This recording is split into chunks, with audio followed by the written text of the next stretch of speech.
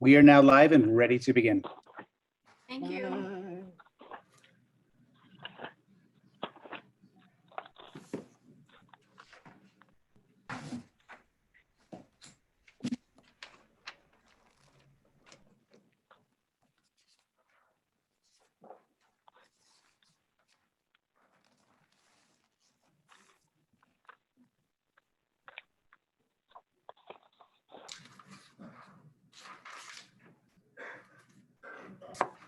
All right, everybody ready? Yes, sir. Yes. All right, phones off. Thank you. Yes. All right, Andrew, we're going to start, everyone. All right, I call this meeting to order. This is the regular board meeting of the Board of Trustees of the Canutillo Independent School District. Today is August 25th, 2020. The time is 3:02 p.m. And before I, actually, let's call, if everybody, board members, if you'll just sound off that you're here. Annette Brigham, present. Sal Payan, present. Blanca Trout, present. Laurie Searles here. All right, Mary- and Here. I'm the chair presiding at the meeting.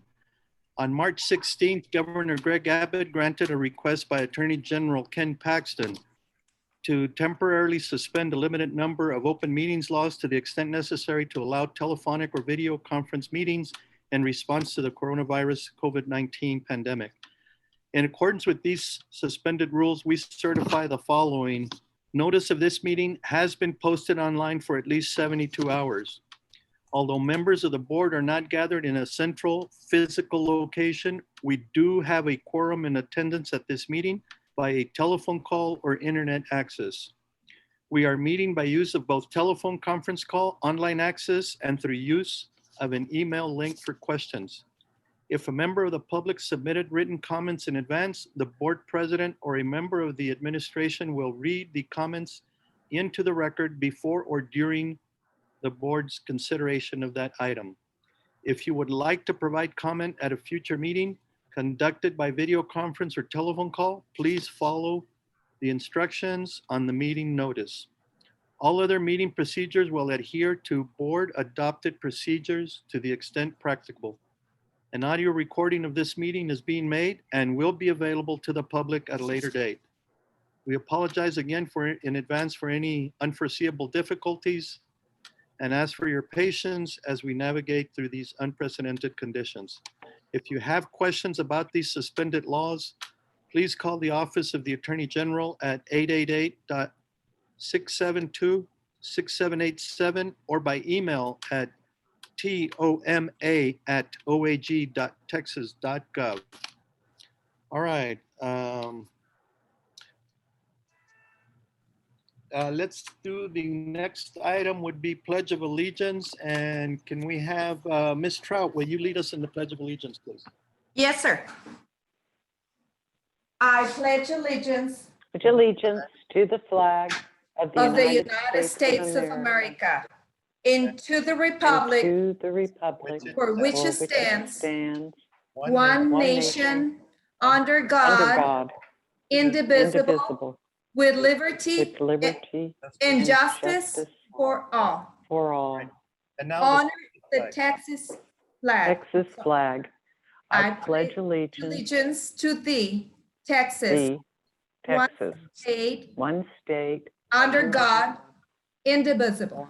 One and indivisible. One indivisible. All right, thank you. One Ms. and Trout. indivisible. Thank you, Ms. Trout. Yes, sir. All right. Sonia, next agenda item, please. Yes, sir. But for the record, Ms. Iglesias, can we have you, although I see you, we didn't get a, I did. thank you, ma'am. It says CISD vision and mission statements. I think it's the roll call. Okay. Ms. Brigham, Present. Coronado, Here. Mr. Payan, Here. Mr. Rodriguez, Present. Mrs. Searles, Here. Mrs. Trout, Present. and Mrs. Iglesias.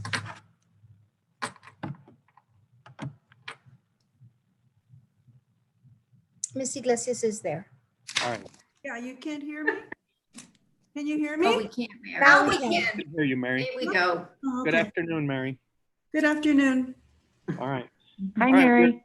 Now we're Hi. on agenda item E, Sonia. PISD vision and mission statements. All right, and Ms. Brigham and Mr. Rodriguez, would you like to please recite those into the record for us? Sure. Mr. Rodriguez, I'll do the vision. Is that okay? Yes. The vision statement, Canutillo ISD is a premier district preparing tomorrow's best today with innovative, future-focused learning and opportunities for every student. And I'll be doing the mission statement, which is our mission is to create rigorous student-centered classrooms which develop future-ready students to compete in a global economy and thrive in a multicultural world. Thank you, Mr. Chair. All right, thank you both. All right, that takes us to the next agenda item, Sonia. Yes, sir. Board of Trustee business. A COVID-19 UIL updates. Mr. Brooks and Mr. Ramos. All right, So board, good afternoon. Glad to see Good everybody afternoon. safe. hello. Just to let you know, we've been meeting with Dr. Ramos and Coach Brooks regarding UIL, and they've been meeting with their team, receiving updates probably every week regarding this pandemic Mhm. and when it comes to band and sports. So I'll let Dr. Ramos, Coach Brooks, whoever wants to go first regarding the fall. Well, I'll go first. The fine arts directors of this whole region, all the districts, going as far as Tornillo, Anthony, this whole region, taking into account the safety of the students, what we have decided to recommend to our boards is that we forego competitive marching this year. None of us will compete in any type of marching competition. All the marching competitions locally, which include the Coronado, El Paso, UIL, Socorro, have all been canceled. Not only that, but UTEP was going to host the area UIL marching competition, and they are not hosting it because of the pandemic. But we did decide that if there is a football season, the bands will have a presence on during the home football games only, not during the away games. All right, any questions from the board? Dr. Galaviz? I just wanted the board and the community to be informed of what was happening throughout the region. They all got together as far as ISDs and band to forego due to safety reasons. We're still waiting on more UIL updates as far as other UIL events. But for now, all according to Dr. Ramos, and correct me if I'm wrong, that all competition has been canceled. Yes, sir. Thank for you. the semester. Mr. Chair? Oh, sorry. Mr. Chair. Yes, Sal? Yes, sir. Well, a question. Are the students going to be actively practicing or doing anything as far as working with their instruments? Are you going to be doing any teaching? No, yes, we are. I mean, we're doing a lot of that virtually right now, the way we did last semester. In fact, we're actually preparing for a football season, which we're hoping that we have something. Our kids really want to be on the field. They want to participate. So we are working. We do have several plans. We have a particular plan that if there is football, we do want to start bringing the whole band together, either at 0 period at 7 in the morning or after school to have rehearsals on our practice field. Obviously, we have guidelines that UIL, the state of Texas, El Paso has provided, and our district have provided, and we can meet all those guidelines for safety for all the students and all the staff. If there is no football season, we still have competitions that we're doing. We have solo and ensemble, and we have area all region band competitions. And those, they will compete virtually. We'll submit audio or video recordings of the students. So we're still very much doing a lot of stuff this semester. Good. Mr. Chair? All right, is that all, Mr. Payan? Yes, sir. All right, Ms. Brigham.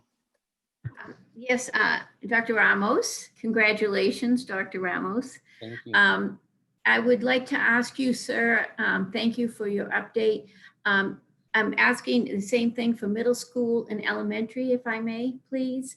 As far as, are you able to do what you're able to do, if you're able to do things online with those two age groups, sir? Okay, middle school is patterned very much like the high school. Okay. They still have all their things going. Second semester competitions are still active. And that's when middle school competes. And middle school will be adding to that, their all region band competition this semester.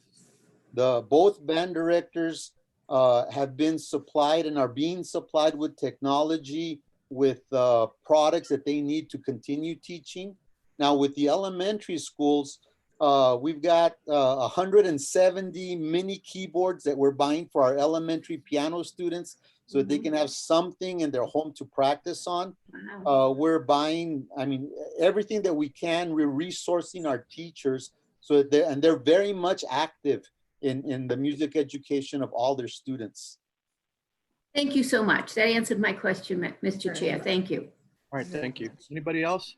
Very much. All right.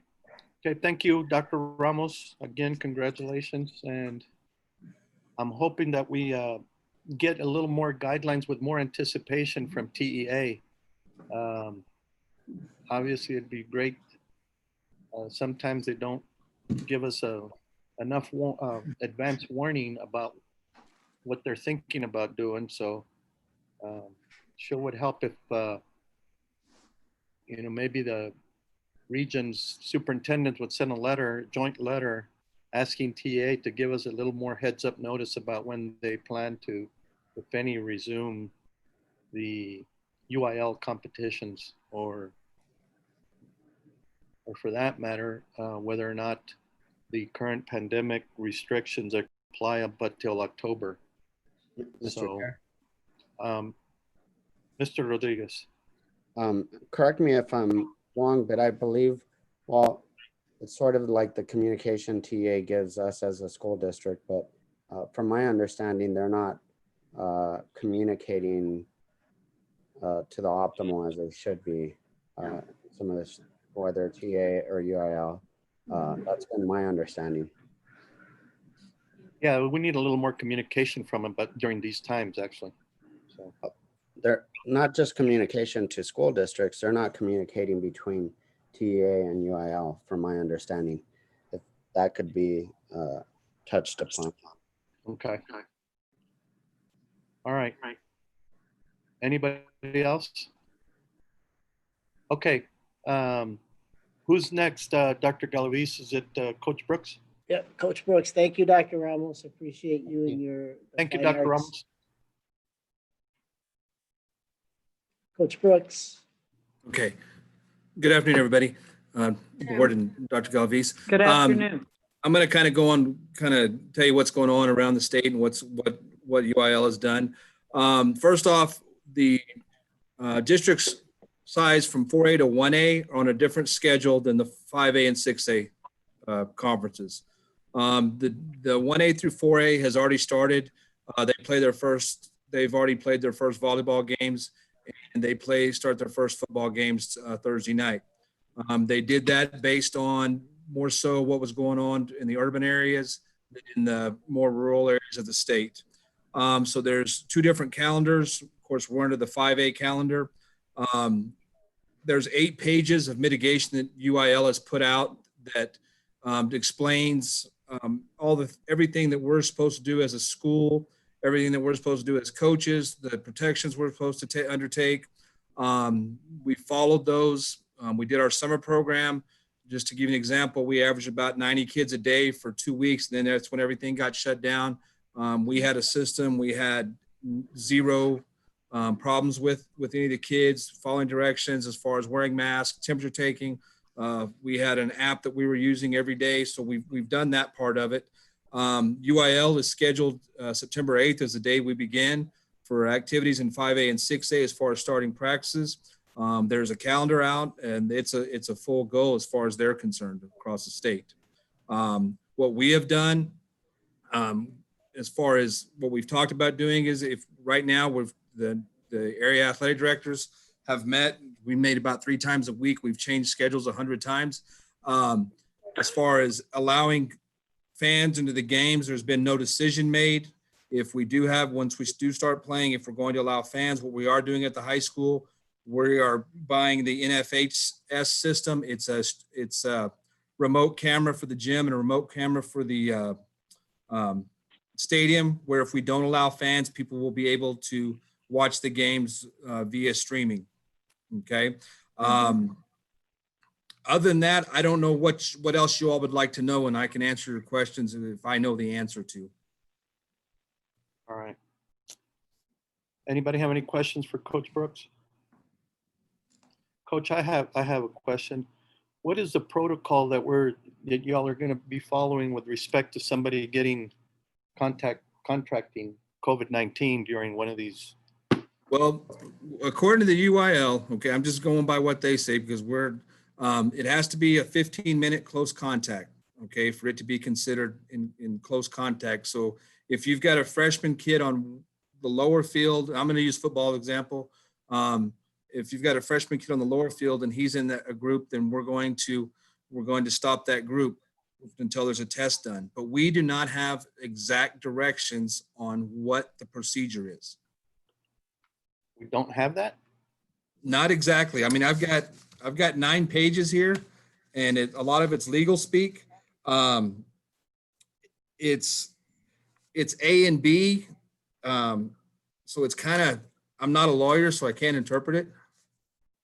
Well, forward it on to Dr. Galavis, and we'll send it to our lawyer, to our attorney. Okay. Well, it's under the UIL. It's there. I'm just saying it's very hard to interpret what they say.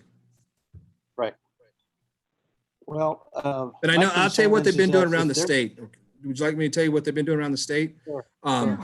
People that have had, like, if they have a positive case, they shut it down for a couple days, find out what's going on first off with the athlete, whether female, male, whatever age group. And they get that person tested and they wait on the test results. If he comes back negative or she comes back negative, they resume. Okay. Then I know they're going to the contact tracing to see what that person, who they were around. Okay. That's what they've been doing around the state. And who's been doing the contract? I think they're just doing it among themselves. Most of the because everybody right now is small school. So you're not talking about huge areas of population. Right. And what is the protocol of the state for the contact tracing during a positive test by one of our students in the UIL? Our protocol, Mr. Chair, is that we contact the public health, and the public health has an investigator that comes out and starts investigating where was this child or coach or adult. So our response or our answer is to go to the authority here, which is our public health department. And in the meantime, what are we doing with that particular student in terms of, or what's our protocol to do with that particular student who tests positive as far as our procedures before the health department gets involved? Well, we immediately isolate. We want to isolate the child because we want to find out that the child, you have those questions that we ask. Was the child, first of all, did they get it from our school system, or were they somewhere, were they out and about, So you have to start asking those questions because now we have to start investigating and going in to disinfect, if they were in a weight room, what did they touch? What didn't they touch? Yeah. So, Well,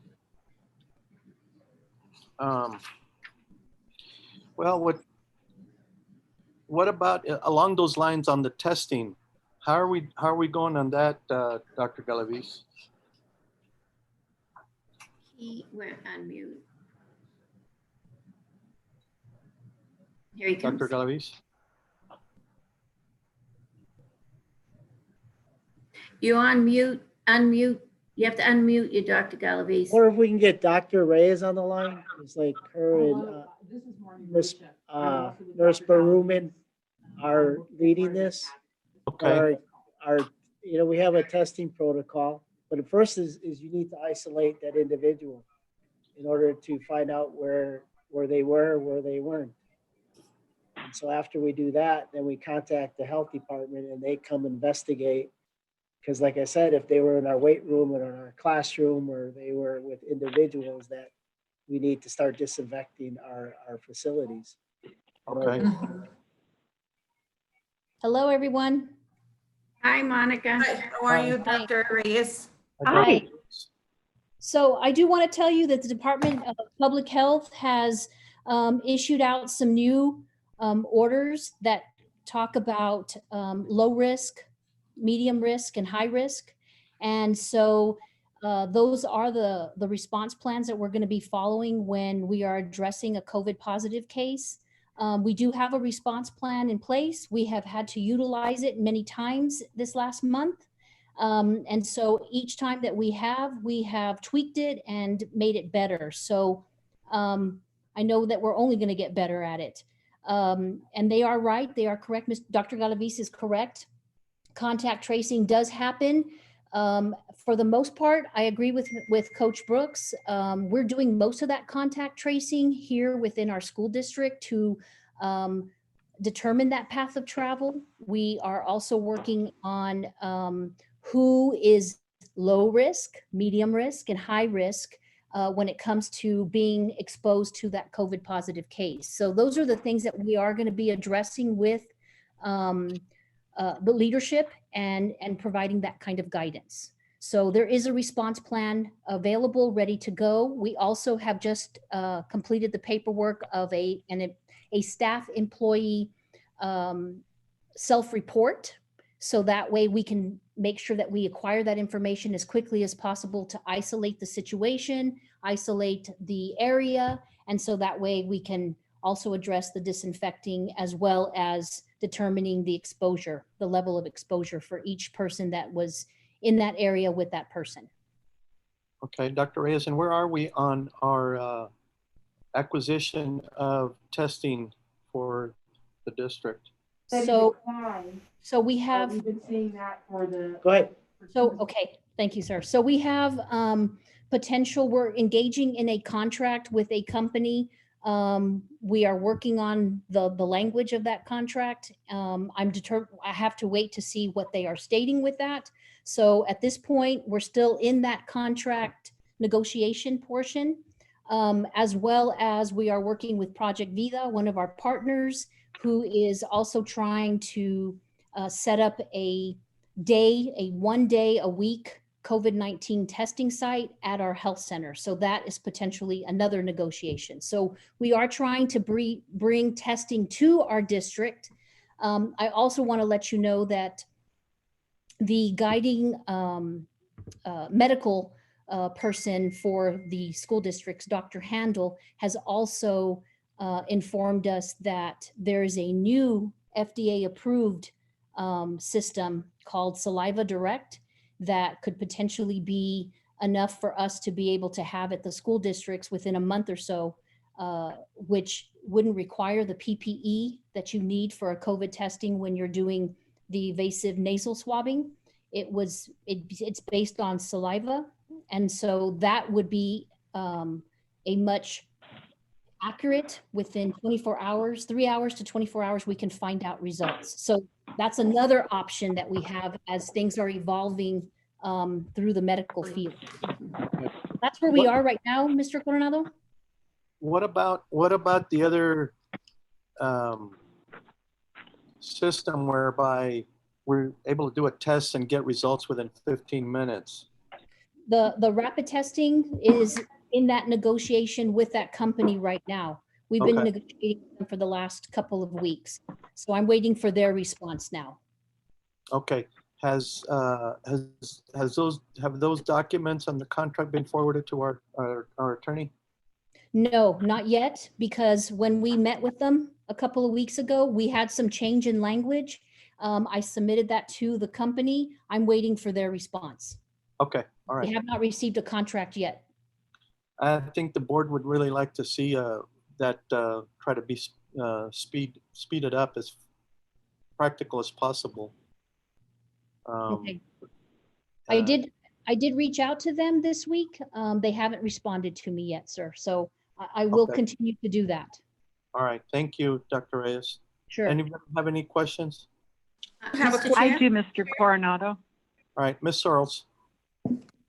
Yes, for Dr. Galavis. Dr. Galavis, it sounds like our coaches and our music department teachers are working very hard. Will their stipends be as approved earlier?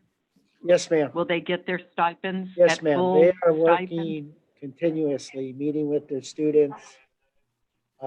Yeah, I can hear that. I just want to make sure they're getting their stipends will be there for them. I think. Yes, ma'am. For Canateo. Okay, thank you very much. That's all, Mr. Coronado. Thank you. Mr. Chair? Ms. Brigham. Yes, Coach Brooks, hello. I have so help me understand, make sure I understood it correctly. So it looks like that the sports will continue. It's just that we're not going to have spectators at the moment. Is that correct, sir? You unmute. You have to unmute yourself. Tell the kids that all the time. Yes, sports are going. Yes, they're going to continue. Right now, the biggest concern, I guess, with everybody in town and across the state, talking to other people, is the rule is 50%. Some people are going 50%. The idea of most of us is to start out without fans, because that when you get a person, and this is just an example. What if you have somebody who refuses to put on a mask? What if you have somebody who won't social distance? What if you have, they played last week in Utah and they showed a video of they stopped the game in the middle of it. The athletic director got on I saw that. Mhm. and said, if you don't separate, we're going to stop the game. And so I think they're trying to take that part out of it for now in this area is what everybody's talking about. As far as the kids being there and doing, the kids want to be participating. They're willing to do everything that is possible. I've talked to people around the state that have started, and they said the kids have just been unreal about doing everything. I have another question for you, Coach Brooks, if I may. As far as the kids and getting the kids there, I mean, did the parents have to sign a waiver to get them to participate in sports? No, there's no. Okay. I mean, they're just the normal, like they always do. Yeah. Okay, and then how are the kids getting there? Are they being picked up by a school bus, sir? We are waiting to see what our situation is before we make those decisions. I mean, we've got a plan, but we don't. We need to see where we are, where we're at in school, what we're doing before we really say what we're going to do. Because we're doing a parent survey this weekend about transportation, et cetera. But until we know what we're doing, we have plan A, B, C, and D like we've had all summer, I guess. Well, thank you so much. I was concerned about that because I do know, I mean, maybe not the juniors and seniors, they might be able to get it Right. But Our I'm concern thinking is about- the middle school kids and Exactly. because if you start them too early, there's no way the parents are going to be home, or same with 9th graders, 10th graders. And that's with all activities, not just, And I guess this goes to Dr. Galavis and to you, Coach Brooks, and to Mr. Ramos, all of you, when we're bringing kids into a school. And then I guess my question is, they're bringing them into the school. So that means we would have to have adults in the school. I mean, not just the coaches, because they go into the bathrooms and they go into the hallways and, kids are kids, they go everywhere. So I guess my question is to Dr. Galavis or to the administration is, are we going to have personnel on duty in the schools to help facilitate this? Before they answer, can I kind of tell you what our plan is? Oh, I'd love it. I'd love to hear Okay. it, sir. So what we've talked about is kind of doing the Little League plan, okay? Where the kids show up ready, dressed and ready to go. So they won't be, we don't want to use locker rooms to start with. We don't Good want idea. to keep them separated that way. We want to make sure that we don't have to worry about a kid's clothing getting left behind or trying to social distance kids in the locker room is going to be very tough. So what our plan is we're going to start, we're calling it the Little League model or whatever, so that they get there and it's literally like you start and you leave. And we have, a kid has to go to the restroom. It's one at a time. We did that this summer. The kids did a good job with it. So when you're asking about personnel, I don't think that you need more because you're going to be in that athletic area and the coaches are going to be responsible for doing that. And I think, you know, it depends on your numbers. Yes, You know, sir. Well, what you said makes perfect sense. Excuse me? What you said makes perfect sense. Okay. I wanted to say that Especially, before. yes. No, And then- excellent. And then as we go forward, then we feel like, okay, we're getting it down, then okay, we can maybe dress in groups or maybe dress, you know, there's been all kinds of ideas how to do lockers. You group 1A gets 3 minutes, group B gets the next 3 minutes, so on, so on. There's just, everybody's around the state and we're talking constantly trying to get everybody's what plan works. Well, Coach Brooks, I think that Little League plan is a great one because I think it would cut down a lot of at least in the beginning. And Right. the other question I have for you, Coach Brooks, is during that time you will have, will athletic trainers be available in case of any? Yes, the trainers will Okay. be here. Just to give you an idea, so you're asking some of the things they did. They've, one of the things the trainers have done, and we're on back order for them, but we're going to give every kid in the high school, I don't know about the middle school, we're going to make them bring their own water. Okay, Oh, wow. to mitigate this, to not have them go, but they're also going to be able to get water, but it's going to be a foot pump. They sell a thing that now instead of having a kid go up and put his hands on it, it'll be a foot pump. They pump it, the water comes out. They have their own water bottle. And they go about their business that way. We're putting every room where a kid could go in as far as athletics goes, training room, gym, locker room, weight room. We've already ordered the the automated hand sanitizers. Do that. The volleyball officials have a plan that they've kind of changed some things where everything will be, I don't know if you've been to a volleyball game, but they flip sides, et cetera, and all that. Yep. That's not going to happen anymore. For what we're going to do at the high school, we're going to play in one gym so that the freshmen play, they exit. JV comes in, they play, they exit. The varsity comes in, they play, they exit. So that you don't have as many people in there as you would. Well, Coach Brooks, I think you rest a lot of my fears to rest. I really have to appreciate both what you and Dr. Ramos are doing, because I think the more we get kids involved, the better it's going to be. So I do appreciate it. And so, Dr. Ramos, the same thing. Would you have water available? I think like the sports are doing if the kids go out in the field and stuff? The students have always brought their own water. Okay. And they have like gallon jugs that they bring water in. Now, we will not be indoors. We'll be strictly in the practice field. Okay. We'll use that as a drop off and pickup point. They'll come dressed just the way Coach Brooks said, very much the same thing. And we do have a protocol. Every kid will have their temperature taken, all of those things. And the kids will be in cohorts. So I know you were asking about what will happen if one of the kids comes up positive. Well, we're breaking them into cohorts, so we'll be able to isolate a cohort instead of everybody. But since it's all will be outdoors, minimum distance is 10 feet. So they're substantially apart from each other. I want to thank you both. Thank you, Mr. Chair, for allowing my questions. Thank you, Ms. Bergen. All right, anybody else? Okay. All right. I do have a question, Mr. Chair. All right. Ms. Stroud. Yes, for Mr. Brooks, for example, the kids are going to be practicing sports. It's kind of difficult for them to respect the social distance. Are they going to wear face masks? Meanwhile, Yes, they're going to be wearing masks. We were worried about it when we did it this summer when we did the strength conditioning, and the kids did a great job with it. They were better Oh, than okay. the adults. I hate to say that.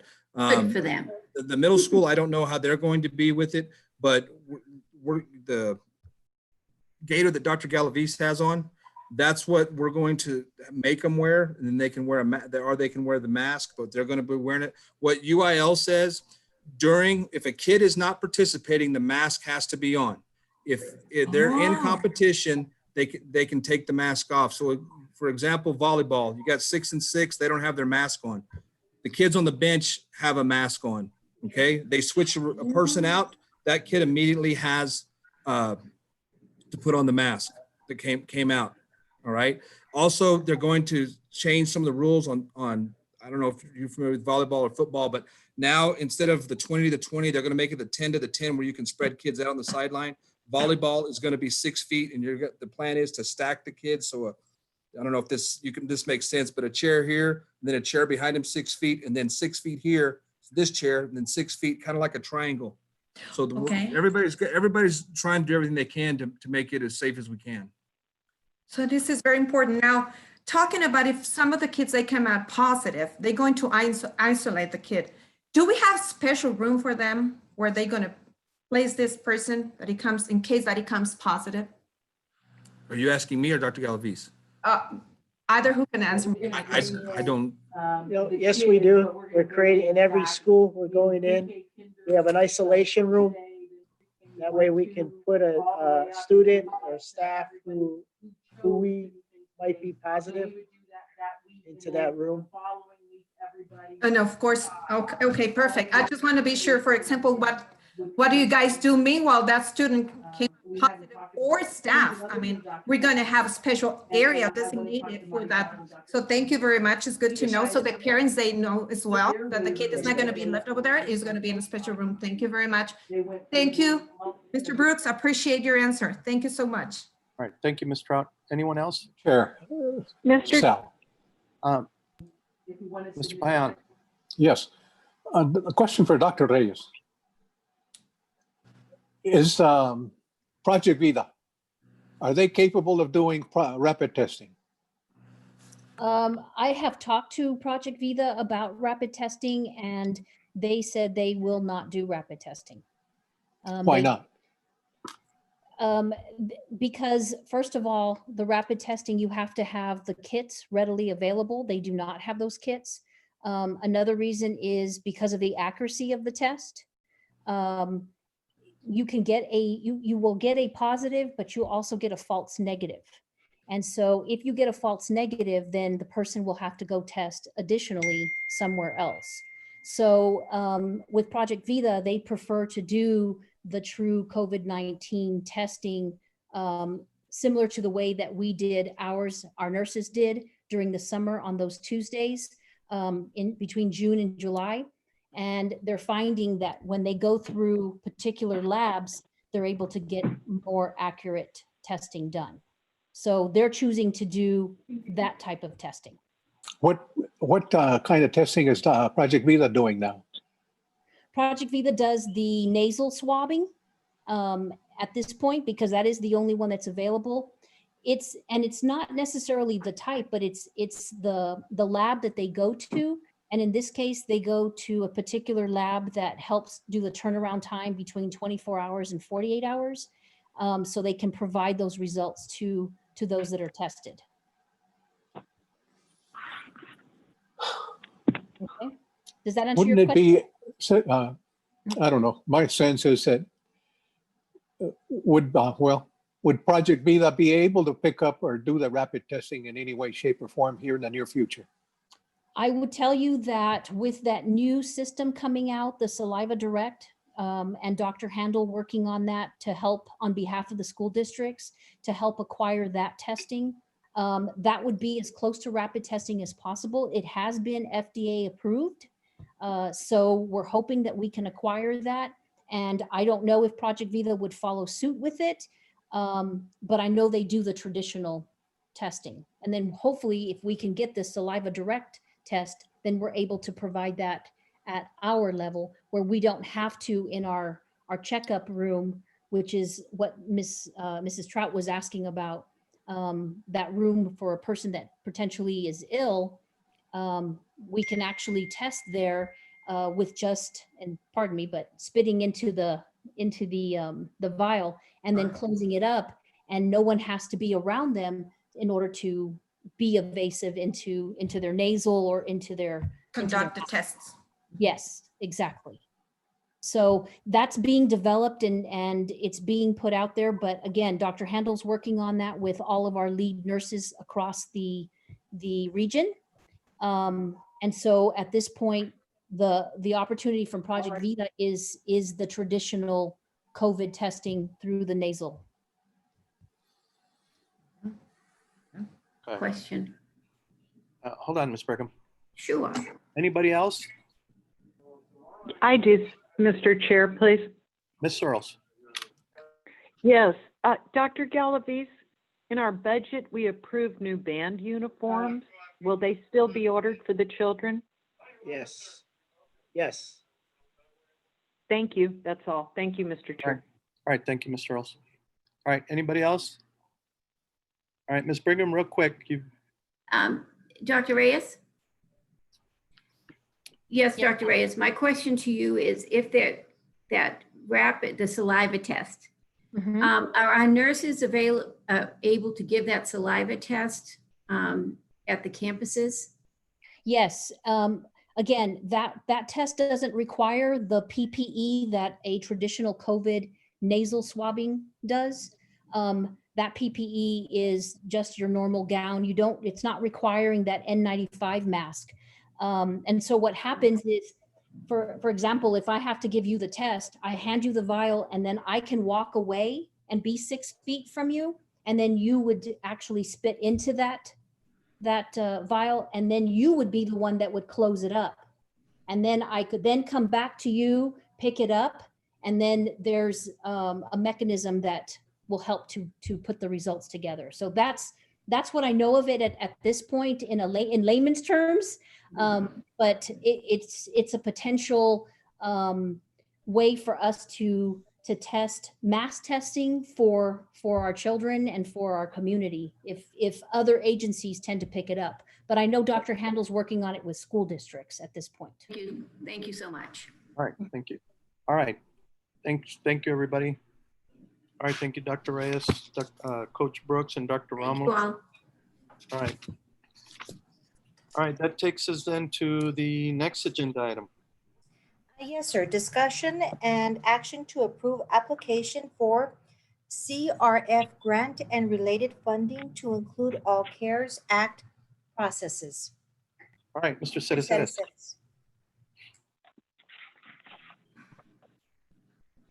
Hello? Hello. Yes, can you hear me? Yes. Yes. Okay. Good afternoon, members of the board and Dr. Galavis. Before we begin our discussion on item A2, I would like to give a summary of the current COVID-19 expenditures and grants available to the district. Can we get Dr. Rico on? He's supposed to share his screen. See him. Hello, members of the board President Coronado, Dr. Galavis. Dr. Rico. I am here. Hello, I don't have the, hello, Mrs. Trout. I don't have the functionality, Mr. Cereces, on my screen. And Okay. No, I don't see it on my screen either, so we could. That's okay, Mr. Cereces, you can just give us a brief oral update about. Dr. Rico, you do have access now? most definitely, I have it now. Okay, so Mr. Cereces, I have the component of IT. Would you like me to present with that? Let me know. Go up to the memo real quick, please. Okay, let me bring it up. I'm gonna stop sharing this to get your memo.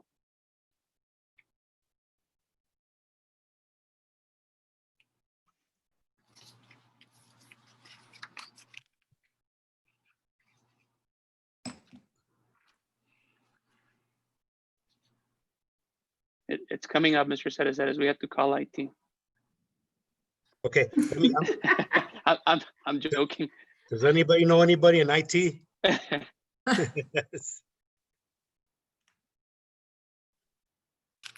Okay, there it is. 1 second. Here you go. I got it here. Here we go. Can everybody see that? Yes, thank Okay, you. here's a memo that I sent to all the board of trustees and including Dr. Galaviz. These are the 4 grants that we are currently pursuing for the school district for under the CARES Act. The first one is through TEA, Coronavirus Relief Fund, which is the one that Dr. Rico is coordinating. This grant here is to cover Operation Connectivity, which current expenditures are 1.3 million. Apple devices, current costs are 5.2 million. Like I said, this application is currently pending. Dr. Rico is the coordinator, and he will be, once I'm done with this summary, he will be giving a short presentation on the Apple devices, etc. So that's one of the grants. The second grant is the Esser Grant. That's the Elementary and Secondary School Emergency Relief Fund. The district's entitlement is 1.3 million. We have already applied for this one. This one was due yesterday, the 24th. The coordinator is Mr. Luis Guerra. He is heading this one up. The Esser Grant is effective March 13th, 2020, and will be ongoing through September 30th, 2022. That's the second grant. The third grant that we're also pursuing is the Fema Grant, this Federal Emergency Management Agency. These are strictly Category B costs, which means for the school district, only cleaning and disinfecting facilities. Those are the only expenses that we can submit to this grant, and it is eligible up to 75% reimbursement. District expenditures incurred from March 13th, 2020 through June 30th, 2020 are a total of 146,868,000. If you'll notice this one, I cut it off at the end of the last school year. I was told by FEMA to keep them separate, one school year, submit one project, and then the second school year, which is July 1st on, that'll be a second project. We have already applied for this grant. It's ongoing. The coordinator is myself. That's the third grant. The fourth grant is the second part of the Coronavirus Relief Fund. This one's called CRF-LEA, Local Education Agency. This one will cover all other costs not considered Category B, which Category B is up with FEMA, cleaning and disinfecting. This one will cover everything except cleaning and disinfecting. It's also eligible up to 75% reimbursement. District expenditures, this one has a short deadline incurred from March 1st, 2020 through May 20th, 2020. That's TEA's deadline per the governor's office. Current expenditures are 132,634,000. These are estimated, subject to change. The grant application is pending. Deadline to submit the application and all expenses is September 30th. Again, the coordinator is myself. So these are the 4 grants that we have going. This is just a quick summary. In the information I sent you, I've attached. If you want to see more information on number 3, 4, etc., there's attachments that breaks it down as far as what I've broken down. We will continue to explore other funding mechanisms out there for grants. So wherever we can get our pennies back, we're gonna go for it. We're gonna try to get every single penny back. With that being said, I'll turn it over to Dr. Rico for his presentation. Once Dr. Rico is done, we will go back to item A2 and finish, because there's another part to this item. All yours, Dr. Rico. Thank you, Mr. Cereces. So the first part of that grant that Mr. Cereces was describing is what the state has dubbed as the Operation Connectivity Grant. So they invested $200 million in Corona relief funding that they received from the federal government, and then that was to be phase 1. So they are now anticipating whatever funding comes out of the third version of the CARES Act, and then whatever they're going to reinvest into Texas schools and connectivity. So obviously this was a program that started out of Dallas ISD, where they saw a great digital divide in their students. So you were seeing school districts that had a higher property value, obviously having access not just to devices, but to connectivity. So the state wanted to correct this issue, understanding that our E-rate rules do not allow for computer hardware that is placed in the hands of kids, or connectivity that extends beyond the schools to be funded.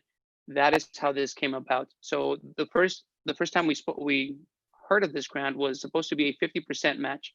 So when you look at the pamphlet that is attached to your packet and also to this presentation, the state says it's $400 million of funding for Operation Connectivity. In reality, they are providing $200 million. And then the districts around the state are providing an extra $200 million. That's where the $400 million comes from. And it's supposed to be a 50-cent match by the state pretty much for every dollar we spend. Just to remind you on the expenditures we've had, this grant expanded from May 21st all the way until July 22nd and might be extended after that. So the original purchase that we had with Mac devices or Apple devices was $5.2 million. And here's the exact figure. So that is within those boundaries. The estimated completion date is next Tuesday when the last of the devices are put in kids' hands. There was a delay in production. Obviously, Corona hit everybody, and our anticipated delivery date was about 6 weeks pushed back. One of the things that we were able to see is we were able to get a higher production model for kids in secondary settings and also to our teachers so that they have just a little bit more functionalities in their laptops. So if you're able to see this comparison, that is a device that is a little bit more expensive, about $200. We also get at the end of 5 years a $50 extra credit to that device. This was free of cost for the district, so 2,275 of our devices rather than being just a traditional non-retina, they called, and it's easier on the viewing. So this is another thing that is going to help our secondary students as the strain is different on their eyes due to the blue light. So that was also what we were able to do to speed up the delivery of the MacBooks. Now, back in May, Board of Trustees approved $1.5 million to create a connectivity solution that would allow us to sustain this one-to-one environment and also to provide remote tools for teachers. So the expenditures are here and they're listed. Of those 1.5 million, as Mr. Cedesedes mentioned, we've spent $1,344,628. So we still have a balance of $155,372. And a lot of the expenses that you see here are to sustain that one-to-one. The original price tag from Apple came with the necessary components we needed in order to make the change. So they came with the management platform, they came with the training, they came with some of the free software that came from Apple.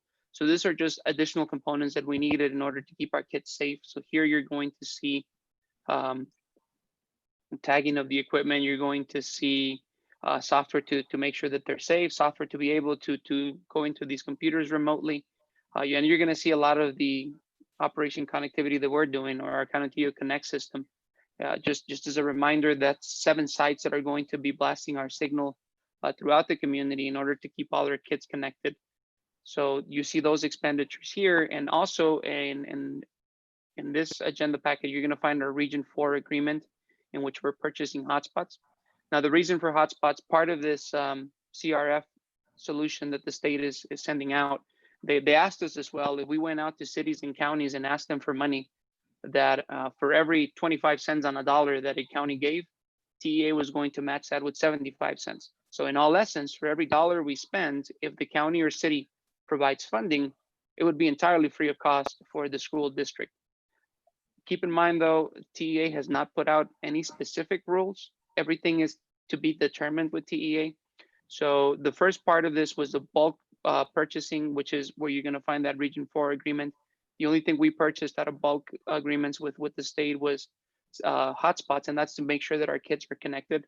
These are going to be arriving within the next 2 weeks, and we'll be able to put in kids' hands to have a temporary solution as everything is engineered with our Connectivity Connect project. So we were able to speak to the county and did get a generous donation of their CRF grants for county-wide school districts, and it will then be divided evenly amongst those school districts that went ahead and requested the funding and also went ahead and did some of the purchasing. This is they call it a one-pager, which for some reason, obviously, I guess that's for clarity. The one-pager is really 2 pages. I guess we're going front and back. So here you're able to see those $400 million that the state has pledged for Operation Connectivity. You're able to see the $200 million comes directly from the state. 200 is from the funding that local school districts are providing. One of the things that is of special interest, when you see on the second page, you're able to see that flow chart. Right on the top, you're able to see the matching reimbursement. So this is what we're going to be applying for. We told the state that we were going to have a maximum expenditure of $7 million. So if you see here, for every $100,000 is the example they put there. For every $100,000 we spend, then the state, according to this one pager, would be giving back the LEA 50,000 of that money, which means we would only be responsible for 50,000. And then it gives District B and District C, and that's after requesting funding from commissioners courts across the state or city councilmen. The commissioners court, again, two weeks ago in their general meeting, were able to provide $1 million for local school districts to be able to participate in this program.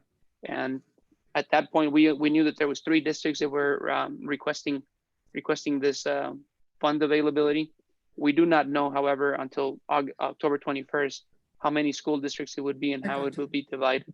One of the things that did come out from the state on Operation Connectivity with the bulk purchasing is that they reduced it to say they were only going to match in accordance to the percentage of students that were labeled as economically disadvantaged, which in the case of our district is 70%. This is just the same that you saw on the previous page, just blown up so that you're able to see what we can anticipate from the state. If you look at that one pager, it says that more information would be forthcoming this week. This week, we didn't get any more information from the commissioner. The only thing we saw is that applications will begin on October 1st. So starting October 1st, we will be able to apply for reimbursement. We do not know the rules of the game yet. This is all that we have seen from TEA of yet. Thank you. All right, do we have any questions? Mr. Chair? Yeah. Mr. Rodriguez. Real quick, Dr. Rico, in regards to the Canotillo Connect versus the hotspots, I see where the reimbursement is at 75 cents on the dollar, and they'll be able to help us in the short term. What's that looking like in regards to utilizing? How many are we utilizing? How long are we going to utilize? And then when will we be fully on board with and the new mesh system? Thank you, Mr. Rodriguez. So these come with a 1-year contract of unlimited data, and the purchase is for $78,000 with the state covering up the other $78,000. Again, we do anticipate, depending on how they're going to account for that county match, that we should be able to get those free of cost for the district come October 1st. These have an average speed of 30 megabit per second that is coming out of those hotspots. So it's not the most ideal speed. It's enough for kids to do their homework, but not enough to carry on with the school year. Since we began this project, we have had many partners come on board and want to help us engineer the project and want to help us work with it. One of them has been Spectrum, who oddly enough, we didn't know, we hadn't formally approached them because we didn't know how they were going to feel about us blasting their paid services for free to the community. They were very much on board, and not only that, but they're helping us engineer the project. They're providing us with dark fiber, which is just unused fiber optic cable that is throughout our community. So with the use of that technology, we are able to provide a signal that can reach up to 100 megabits per second, so about 3 times as fast as those hotspots. Our only concern, and the reason why we went ahead and purchased those hotspots, it's really twofold. We hadn't put anything on the bulk purchasing. So we knew if the rules of the game were only that we were going to get county matching with bulk purchasing, that we were going to be seen as a non-participant. We didn't want to be seen as a district that was going to be called a non-participant, because we didn't know if later down the line, when we were applying for matching reimbursement, if that was going to have any drawbacks. Also, we were starting with the proof of concept at one of the sites. We have 7 sites for our Operation Connectivity. And we know that, like with anything with IT, we have to reverse engineer the solution once it's up and running if there are any issues. And we want to make sure that we're giving a top line project to our community. So we know that that's going to take a couple of months to have that solution 100% ready to go. So the hotspots will give us a temporary fix as we continue on with our permanent solution, at which we anticipate might be free of cost. And it's only for 1 year. At the end of 1 year, we can choose to continue on with the service. However, the state did negotiate a monthly service of $10 a month of unlimited data, which is not the case with Verizon traditionally. Traditionally, school districts across the state would pay anywhere from $25 to $30 per month for that service.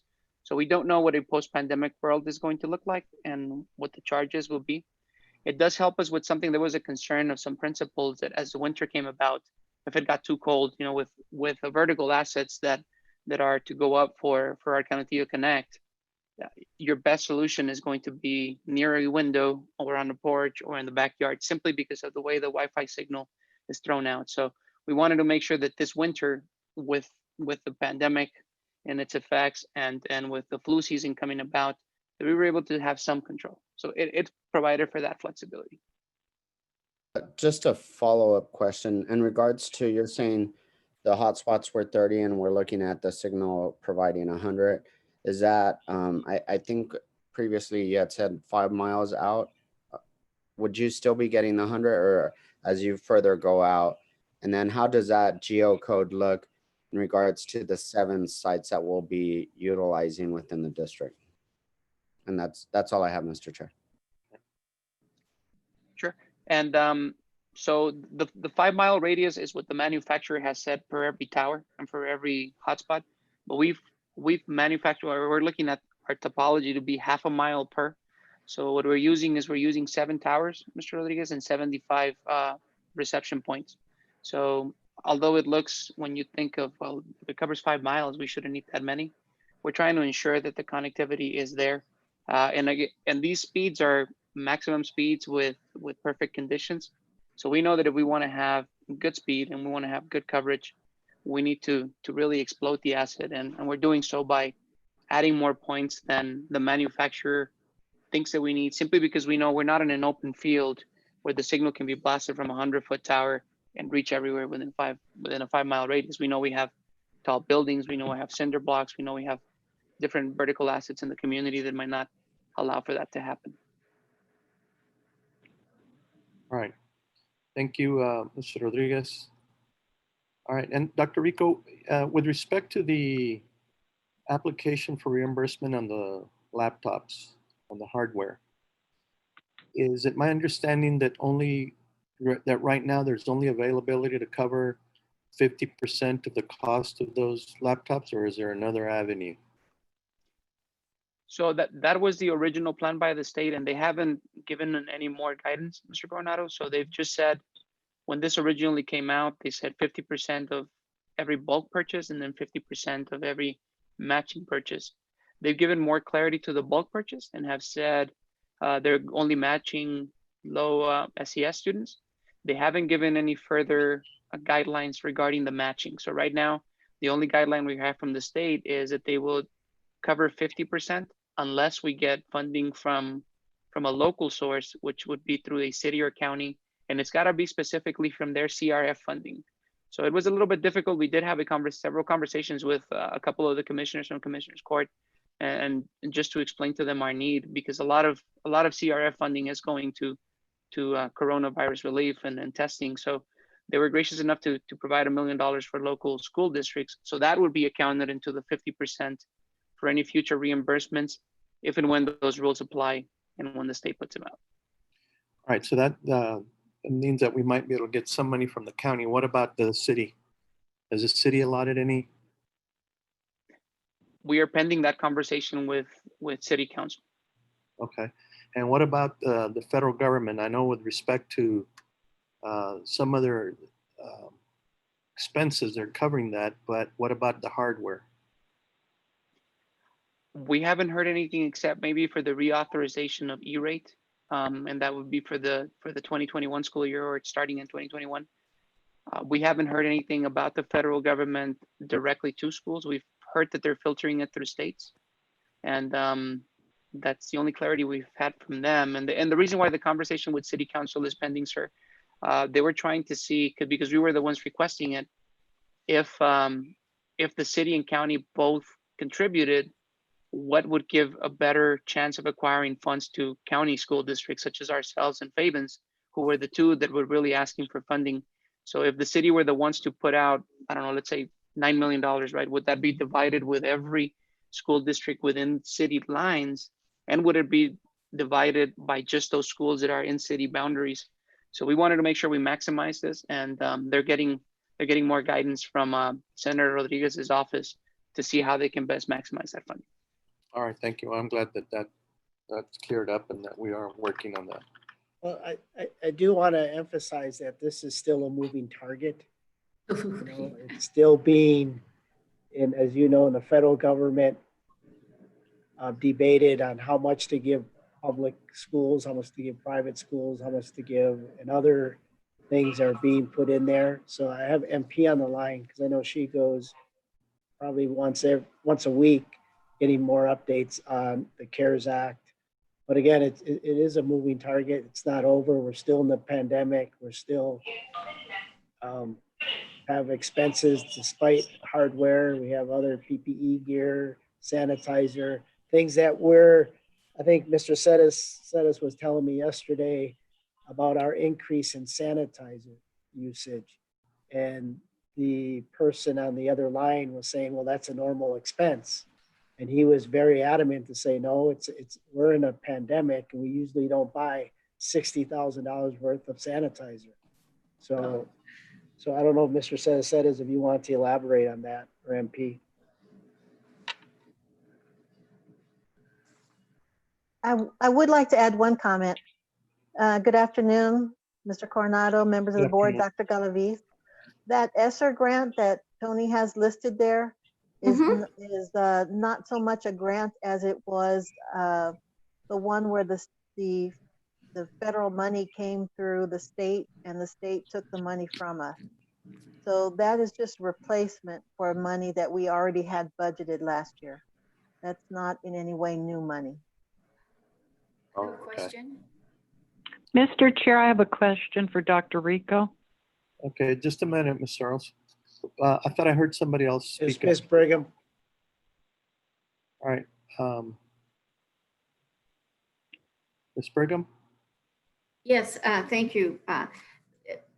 Ms. Pekoski, I just heard you say that. Okay, so the 1.3 Esser Grant is money that was given, taken, and now given again. Yes. Right? Okay, not new money. Okay, thank you so much. Thank you for clarifying that, because I think we're thinking we have another 1.3. So thank you for clarifying that. Dr. Rico, I love that connectivity thing from TEA. I printed it. I thought, thank you so much for giving it in that letter that that Mr. Sedis sent. That answered so many of my questions, Dr. Galaviz, when I had those questions. I didn't know Dr. Rico was going to present in this item because it just said Mr. Sedis. So I really appreciated all that information, and I love that connectivity two-pager.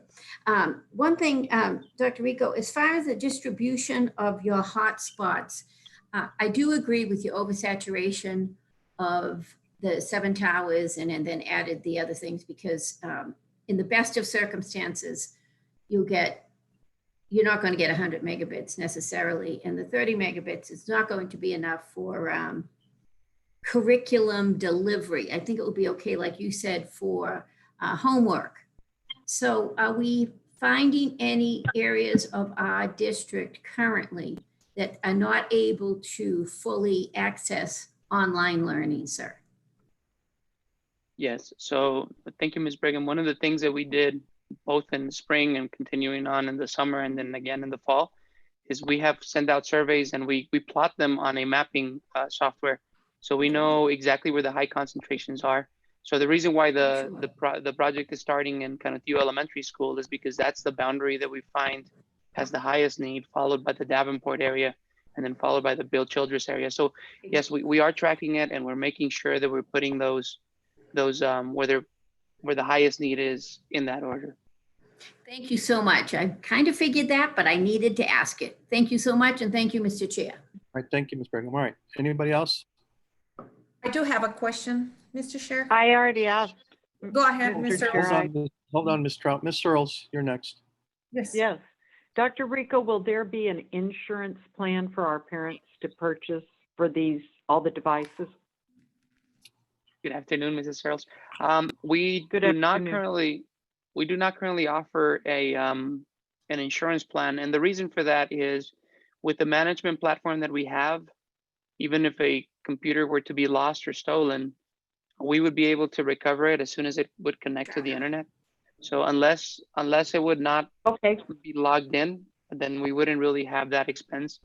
Another thing is we are getting training from Apple as soon as we have everything set up with them, which should occur this week or next week. So our own technicians are going to be servicing these devices. We anticipate broken screens, we anticipate broken keyboards, we anticipate, things that come with wear and tear. So what we're trying to do Yes, is sir. to make sure that whatever repair gets done can be done at the lowest possible price for our community, that it would really just nullify having an insurance that would have a deductible that would probably be the cost of what it's going to cost us to fix it. So rather than passing it on to a third party for them to fix it and then carrying that cost, we're going to bear on that and replace our technology ourselves. Thank you, sir. I appreciate it. Thank you, Mr. Chair. All right, thank you, Ms. Searles. All right, Ms. Trout. Yes, how are you, Mr. Rico? Good, Mrs. Trapp. Thank you, sir. You inform us that you're going to have 7 towers and 75 reception points of connectivity. For how long we're going to have that connectivity? Is there any contract, or how long is it going to be? The hotspot connectivity. Thank you.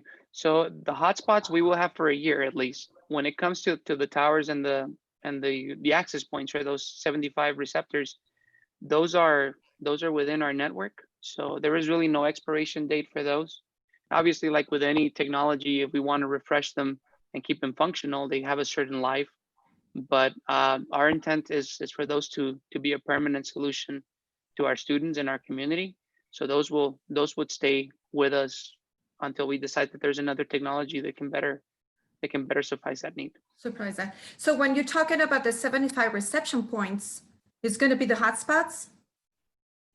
Yes, so they're very small hotspots that are smaller than a sheet of paper, and these go, the highest we can put them, the better, right? So we engage with different members of the community, with different businesses in the community. The higher we can put them, the better the signal is. They only take about $5.28 of electricity a year, and again, they're smaller than a sheet of paper. So those are what we were going to use. Those are the 75 that we're talking about. And those are the ones who's going to cover the reception for the needs that we have in Canutillo. Is there any ways that you can tell us and send it in a Thursday packet, which are going to be the 7 towers location and these 75 reception points? Yes, I can put it in the packet, but I can also tell you. So the areas we identified is Canutillo Elementary School, Davenport, Bill Childress, JDE, GES, CMS, and the high school. That's what we would need to cover our entire school district, but I'll put a map on the Thursday packet. Please. Thank you so much. Thank you, Mr. Chair. All right, thank you, Ms. Trout. All right, who's next? Mr. Chair, is Dr. Galaviz? Or would it be Tony? Do we just need a motion to approve the CRF grants? Yes, we do. Yes, sir, that is correct. I see that Steve Blanco is there. I don't know if he wants to chime in, but as per Steve Blanco, this requires board approval or approve the superintendent to sign the grants as the certifying official. So to answer your question, Mr. Rodriguez, yes. Okay. This is Steve. We want this item on there because some of the grants have requirements within them that the board has been apprised of the grants, the purpose of the grants, and that you've authorized an official to sign for the forms. There have been different forms that Mr. Setacetis and his team have had to have my office review, and then we review them, we notice the language. So we purposely made this agenda item broad enough to allow you to grant Dr. Galaviz the authority to move forward. If there's something that needs to be filed, signed, or approved, you're granting him the permission to do that for each of these grants that we've been talking about. So the motion would need to be to authorize the school. Steve? To authorize the administration to complete and approve applications for CRF grants and all CARES Act processes. I so move. Second. I'm sorry, who was the second? Blanca. We have a motion and a second before the board on this agenda item. We have any further discussion? All right, hearing none. Sonia, please poll the board. Yes, sir. Ms. Brigham, Yes. Mr. Coronado, Yes. Mr. Payan, Yes. Mr. Rodriguez, Yes. Mrs. Searles, Yes. Mrs. Trout, Yes. and Mrs. Iglesias. Yes. Motion passes. All right. Thank you, everyone. Thank you, Mr. Cereceres, Dr. Rico. All right. Next agenda item. B, Board Operating Procedures. Number 1, discussion and possible action to adopt the 2020-2021 Board Operating Procedures. So board, what I Mr. did Chair, I is, have a question of Dr. Galavis before he starts this. Ms. Dr. Searles, Galavis, can you just let Dr. Galavis just- start first and no, make the I presentation? don't mind and then listening we'll to get her into question. questions, Go ahead, okay? Ms. Searles. I'm wondering, is this just the regular annual review of the board operating procedures? Yes, ma'am. So what it is all I did was move the ethics to the front and everything else remained the same. That's all I did was take that order. And so this is just the standard we do every year, correct? Yes, ma'am. Okay, thank you, sir. Thank you, Mr. Chair. All right. I move to approve our 2021 board operating procedures. Second. All right, we have a motion and a second on this agenda item. Before we get to voting on it, do we have any comments or questions from the board? All right, hearing none. Sonia, please pull the board. Yes, sir. Ms. Brigham, Yes. Mr. Coronado, Yes. Mr. Payan, Mr. Payan? Yes. Thank Yes. you. Mr. Rodriguez, Yes. Mrs. Searles, Yes. Mrs. Trout, Yes. and Mrs. Iglesias. Yes. Motion passes. All right, thank you, Dr. Galavis. Next agenda item. Yes, sir. Item C, workshop training. Number 1, facilities master plan update. Mr. Vasquez. Good afternoon, Board President, board members, Dr. Galavis. Thank you for the opportunity to provide the board with an update to the facilities master plan. Our consultants have been hard at work for a few months now, and together we continue to make progress on this important project for the district.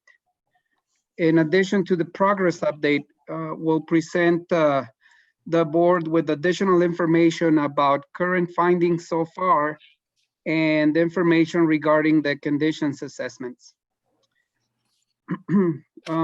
As much as my department strives to keep up with corrective maintenance, and as difficult as it is personally sometimes to hear another expert about deficiencies encountered, I find this information to be invaluable. It's a resource that allows us to make strategic decisions necessary to look after the district's best interest. We know that we will never have all the money we need to make all of our infrastructure perfect. And even if we did, by the time we were finished, we would have to start over again. So that's just the continued nature of facilities management. So that's why it's so important to have a strategic vision and a plan readily available to protect the district's infrastructure, certainly, but more importantly, to ensure the health, safety, and welfare of our building occupants. So we're joined this afternoon by Dr. David Peterson and Jeffrey Fleming from ADM, who will provide the board with this presentation. Dr. Peterson, Mr. Fleming, thank you for joining us, and the floor is yours. Absolutely, Bruno. Thank you. All right, thank you, Bruno.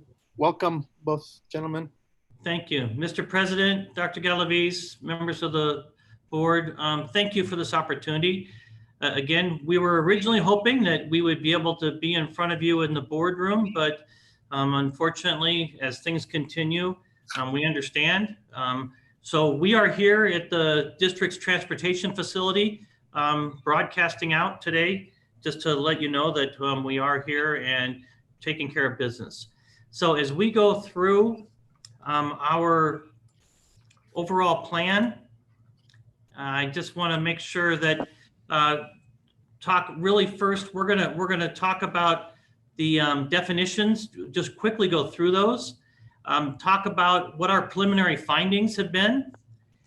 Talk about the project development and the pricing, and then explore a little bit of the capacity and utilization numbers that we found from this past spring. Again, those are numbers to put in perspective. Were from the spring, just as the pandemic was causing schools to shut down. Who knows how it's going to be, and we're anxiously awaiting to see numbers as the schools start back.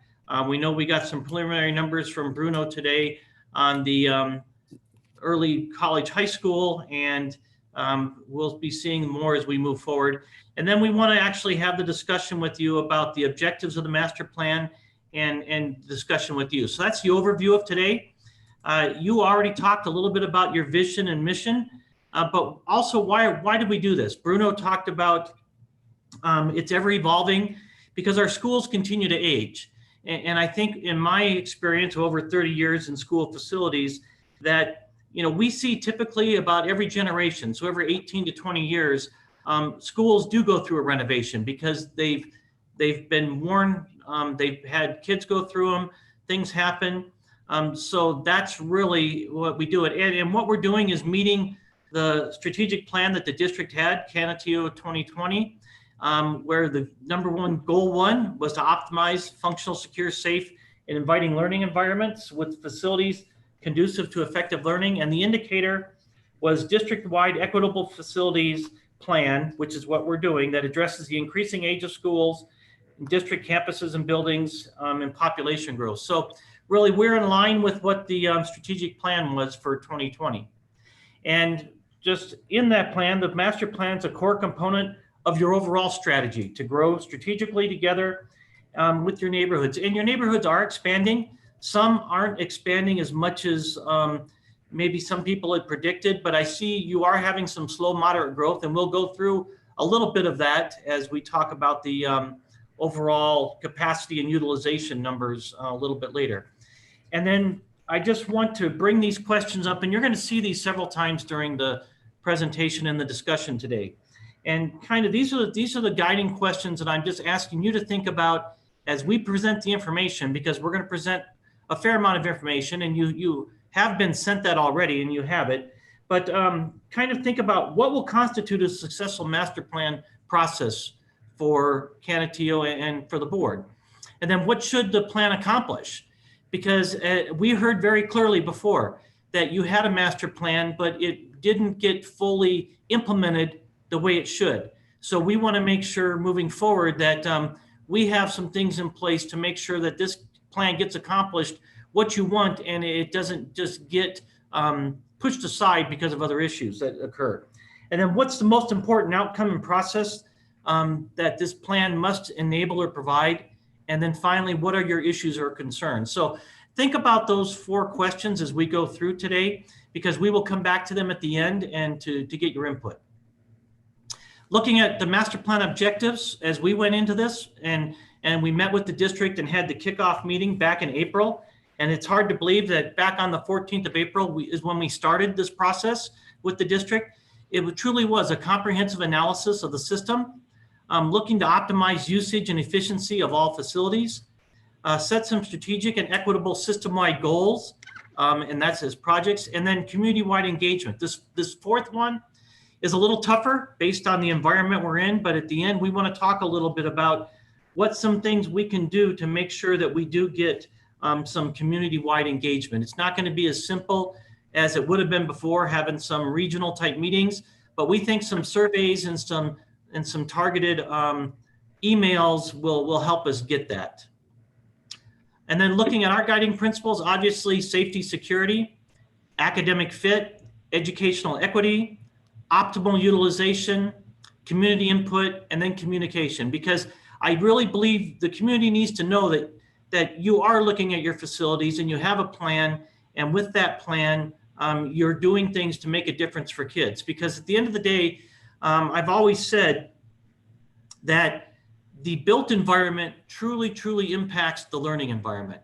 And even though the learning environment right now is at home for a lot of students, they're seeing that schools are important, and we got to make sure our schools are healthy and our schools are functional and they're efficient, so that our kids can really get great educations.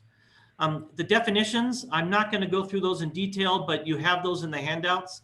And I also have extra handouts I gave to Bruno today, so that if you need one, please let us know and we will get that to you. But we put those definitions in there to kind of help put a baseline and some understanding of what we use when we talk about different things within the overall plan, and just talking about facilities and use and things in general. It's really kind of interesting. As we started out upon this process, obviously one of the first things we needed to do was to understand what the district is for inventory. So where was the district's inventory and where are we currently at? So you can see this chart shows your sites, your square footage, but more importantly is that far right column, which is not only the year it was built, but the years that renovations and upgrades took place, additions took place at the campus.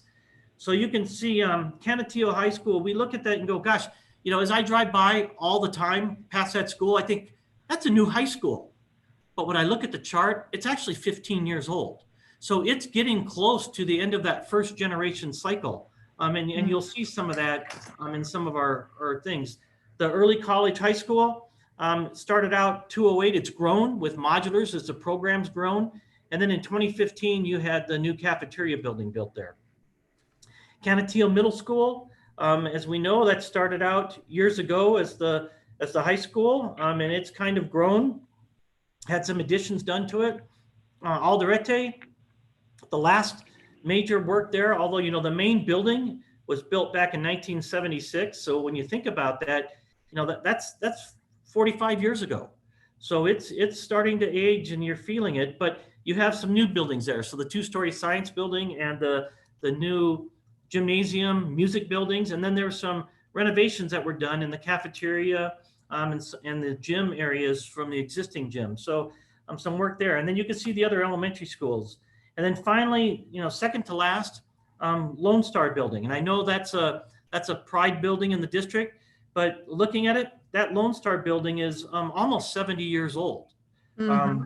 So it's over 70 years old. It's approaching 80 years old. So again, an 80-year-old facility that there's some things that need to probably happen there. And that's something that we need your input on. So as we looked at our preliminary findings and things, we looked at all the district's maintenance and asbestos records. I was here and spent a lot of time with the district facilities folks, and I got to tell you, your district facilities folks care about this district. They care about the kids, and they were a great asset to us. And they spent a lot of time with me, giving me input, and I appreciated Bruno giving them the ability to spend that time with us. We also did a site survey out to all the principals and lead custodians, and all of those were returned. Again, district staff helped make sure that all of those got taken care of. We have walked and photographed every single facility. We've documented all of the conditions there. We analyzed the accessibility and life safety standards. And then from that, we developed a deferred maintenance list, which we'll talk about in a little bit. We also took all of the plans for all of the buildings that the district did not have electronic copies of. We had those all scanned. We had those electronically saved, and we also delivered CDs with the electronic files back to the district. So the district now has all of their plans on an electronic format. Then we took and we developed on our own a set of current floor plans and site plans, and I'll show you an example of those in a minute, for every facility in the district. And Bruno has already used those in a lot of instances with principals. In some places I was at schools and the principals had a copy of that new plan that we had developed and drew. Those new plans show all of the current rooms, all of the current uses. And I think they're very helpful, especially because a lot of the old fire exit plans and safety plans at the districts had outdated floor plans. And so they're using these to update their emergency plans, their exiting plans, and then also for planning as they move forward. So we felt very, very pleased that our work product there immediately got rolled out to the district sites and is being utilized. So I just want to kind of go through some initial themes that were identified as we did our preliminary findings. First of all, your parking lots. Your parking lots really need to be seal coated and overlaid. They're starting to get to the point where if that does not occur, you're going to lose those parking lots and it's going to cost a lot more. So one of the things, as you probably look at priorities down the road, that's a priority. We don't think about that a lot, but it's an investment that needs to get taken care of. Along that lines, the dumpster aprons that need to be concrete. A lot of those dumpster aprons are asphalt. Those big heavy trucks come in, their tires dig in as they pick up the dumpsters to load up. So a good insurance policy there is to get the concrete aprons put in. Your play fields at a lot of your schools, your play fields need topsoil. The irrigation systems need to have some work done on them and some additional grass and sod so that you have good play fields for the students and the children. You needed a lot of additional signage, both exterior and interior, both wayfinding and also some for ADA compliance. Digital marquees, and this is an area that I believe on the agenda tonight, you're going to approve 5 of those sites to get them. So things that we saw, facilities already had in the works and are taking care of some of those things. So as that moves forward, those costs will come out of the plan. And I think that's important as you look to a bond and what costs need to be done. Some of those things will have to be adjusted as the district does some work and those costs have already taken care of. The exterior masonry on your buildings. There's a lot of efflorescence and a lot of those buildings need to get sealed. There's water coming in, water intrusion, which long-term causes a lot of issues, although it doesn't rain a lot here, but when it rains, and we need to protect those buildings. One of the things we looked at was handicap operators on your entry doors and secured entries at school receptions. Again, this is something that doesn't have to be done right away, but I think as we look to the future continually about having our schools safe and secured, that's something that may want to be looked at for those secured entries at the school lobby areas. You have a lot of doors and hardware that are aging. A significant part in your district are roof leaks. There's a lot of single ply roofs that were installed back in 2006, 2008. So those roofs are 12 to 14 years old. And people kind of scratch their head and go, well, gosh, that's supposed to be a 20-year roof. Well, you're right, but it also entails some maintenance on it, which means they need to be coated. And you have a lot of parapet walls that are not coated at all. So again, you have moisture intrusion coming in from those things. And if you walk through your facilities, you'll see there's a lot of ceiling tiles that are stained from the water from the roof leaks. Those got to be replaced, but again, not till after the roofs get coated and taken care of. But you have a lot of those, and those become a distraction for children. You know, kids, instead of listening to the teacher in the class, they're looking at the ceiling, looking at all the ceiling tiles that are stained and things. I know I did that as a kid. So that's something that needs to be taken care of. Again, as your schools continue to age, interior painting, water heaters, that's continuous. There's been a fair amount changed out, but you have more coming up that will aging out. A lot of drinking fountains, about 40% have been changed out throughout the district. So you have the next that will continue a cycle to get those changed out. Some facilities have outdated electrical panels, and we noted that on all the individual facilities themselves. But the old Federal Pacific electrical panels, they've run their course. You cannot buy parts for those anymore. They all need to be changed out. So that's something that we would recommend as probably a priority item. Your VCT flooring, your tile flooring. One of the things we would recommend is to remove and polish the concrete because you have, believe it or not, some moisture issues coming up through the slab. You have cracking, but also you have some of your classrooms, you have carpet still in those classrooms, and you have kids that have breakfast in the classroom. Those carpets just cannot stay clean. So we would recommend putting something else, some other floor treatment or polish the concrete, which even makes it easier. One of the big flooring issues we've identified is at the Northwest Early College High School, and that are all the subfloors in those modulars. Over the years, the tile that's in there, the 12 by 12 tile that gets waxed, the waxing breaks down and water gets in the cracks between the things, and it's really starting to have major issues with the subfloors. So the plywood subfloors are getting soft. Some areas it's really apparent, and they need to be replaced and repaired. And we're recommending then that you install LVT in there so it's seamless and you're not going to have those water issues down the road. In some of the office areas and admin areas and conference rooms, carpet is going to need to be replaced. About 20% of the air conditioning in the district is aging. A lot of air conditioning got replaced back in 2014, 2015, so you're in good shape there. But there's about 20% that's starting to get to the point where it's going to have to be taken care of. You have some aging boilers. Again, lighting upgrades. I understand that there was approved for LED lighting upgrade in the district. So if that's the case, we would take those costs out of our plan. But until that moved forward, we did our plan back in April and May, and then we've been working on it ever since then. So we still had those lighting upgrades in our plan. So I'll have to work with Bruno to get those identified and taken out of the final numbers.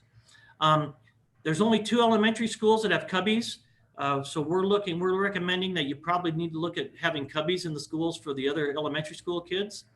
And then a lot of whiteboards. You currently have a lot of chalkboards in your classrooms. And they're not only the old, but chalk is an issue when it comes to allergies and those types of things and indoor air quality. So we're recommending probably whiteboards and the chalkboards get changed out. And then a safety issue also, some of your electrical transformer rooms are very hot. They need to be vented. Rooms have been walls added to them and transformers have been put in because over the years we needed more electrical power as we added more computers to our schools. So the schools weren't originally designed for some of that. The transformers got put in, but we didn't have the venting then to put in those in, and we need to do that. Not only is it a safety issue because of the heat, it also reduces the life of those transformers the hotter they remain. So I put a note here that each campus has specific site items, and those are in the reports. I got to tell you, the overall report right now is about 500 pages long. So it's a very comprehensive report with all the information in it. We do have an executive summary that's much smaller. And then I did a handout that was sent also, I believe, to you that kind of rolled up everything for every campus individually. And we'll just review that in a minute. And then finally, the Lone Star building. The Lone Star building has some major needs. And I know that building is something that I've heard from folks as I've talked to facility staff, as I've talked to district staff, as I've talked to some community members, that there are feelings different ways on the Lone Star, and it's kind of a sacred building. So that's something that still needs to be discussed because there's some major issues there that have to be taken care of. And then some excess property. As we did our work, we noticed it at several of the schools, there's some excess property that should be discussed. My understanding is one of the pieces of property either is just in the process of being sold or will be sold. So that's something though that you need to look at as you move forward in what's happening with the district and how dollars are done. And then also at Canatino Middle School, there's a couple of those old metal storage buildings that really need to be demoed. They're beyond their useful life and they're kind of becoming an attractive nuisance. And so I think, that's a good discussion to talk about in the future moving forward. Looking at the master plan, this is a copy of overall looking at Davenport Elementary School, but this shows you, we did an individual aerial for every campus. And then we took that aerial and we actually put the site plan, the parking lots, the playgrounds, and everything on that aerial to show what that looks like. And then we actually have the actual drawings that we did of every single campus that shows the overall floor plan that can be used for the emergency projects. Also, the fire department likes to have these. So the fire department has them. So if there is, God forbid, a fire at a school, they have these on their computers. They pull them up and they can address where the entry points are at the schools, how they can get into a school to attack it. So the fire department really likes to have these drawings also. So we not only did this overall plan, but then we broke each part of the school out, each wing in a separate, and did a did a separate drawing for each of those wings so that you have a good set of current plans on all of your campuses. And as I said, Bruno was able to get those out to the principals and the site folks, and they're using them already. So we're pretty glad that they were able to do that. And we had to come back and do a few tweaks. I was here a couple of weeks ago doing some final verifications at a couple sites because some things changed. So we were committed to making sure that all happened. On top of that, looking at the projects themselves, this is just a single one snapshot for Alderete that shows you as we went in what the categories were. They were broken out, the building areas, the descriptions of what needs to be done, the actual work, the quantities of work, the unit measures, the costs. So we have all of this broken out, and that's part of that 500-page report that we will deliver to the district. And we adjusted all of the costs as we were asked to do to the local area so that you have a good understanding of where you are overall in costs. And then individually, those sheets that I just showed you roll up to this sheet for each campus. And you can see the system, site civil, site utilities, ADA compliance, exterior wall systems, roofing, plumbing, mechanical.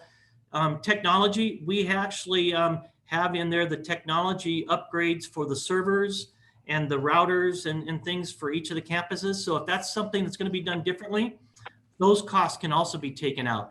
But we felt we needed to have those all-inclusive moving forward, looking at the next 5 years. So you have this for every campus, those detailed sheets roll up to a summary sheet for every campus that gives you the square footage, the grade levels it serves, its replacement value, when the school was built. Also, if there was additions, those are in the note sections on those summary sheets. And then those summary sheets roll up to this master sheet. So this master sheet is the master sheet for the whole district that shows when everything is accounted for. We look at about $117 million worth of deficiencies. Again, that includes things that are being done now that we would need to back out. That includes technology, that if technology is going to be dealt with separately, we would back out. This does not include buses. So if there was a need in your bond for buses in the future, that's something we would need to add because we did not have that. That was not part of our charge, and we didn't put that in there. And then I did it a little differently because a lot of times, a lot of us are visual learners, and being visual learners, instead of looking at a set of numbers, which other people look at and devour, it's easier to see it as a graph. So here are the system components to show you an idea of which ones are the highest cost from a quick reference point of view. And then also the schools to show you which schools the dollars add up to very quickly to see where are some of your bigger investments moving forward over the next 5 years. And again, this isn't something for tomorrow. This is a plan to get rolled out over the next 5 years as you have a bond. Another little different way to look at it is based on the needs. Here's the pie to show you the pieces of the pie and which campuses are the bigger pieces of the pie, if you will. So that was what we did on the large part of looking at all the projects and the deficiencies within the district. And then we also looked at the overall capacity and utilization for the district. I'm working on trying to get a little more current heat map, but this heat map was from 2015 for demographics to show where some of the student density was. And then I took the current numbers. I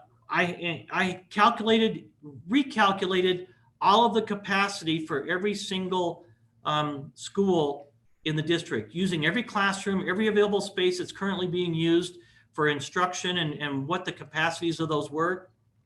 That each of those individual calculations for every classroom is included in the master report.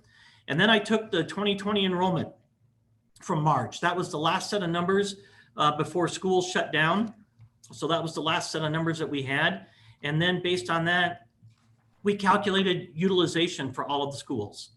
And I'll show you a little different form of it in a minute. But obviously there's some highlights sticks out. And if you look at the next chart, you can see Davenport obviously sticks out. Childress obviously sticks out. And take it one step further to kind of show here is a good visualization of the schools and the utilization. So your high schools, they're kind of at the seams, if not a little bursting at the seams. Your middle schools, again, you're in that mid-range, so there's some room there to grow. Your elementary schools, you have a few that, Reyes obviously is above capacity. And at Reyes, they actually have taken a few rooms that were built originally for meeting rooms and other things, and they've converted them to classrooms to have some additional space there. But Davenport and Childress, a little bit low. Again, there is some growth occurring. It's moderate, maybe slow. On the other side of the interstate there, there's some growth with new development that's going to occur over the next several years. So there is going to be some continued growth in these areas, not as robust as probably most people would like, but it is occurring. And the next chart will show that. We took our enrollment numbers and we compared them to the cooperative strategies projections that were done a couple years ago for the district. And for 2020, Canutillo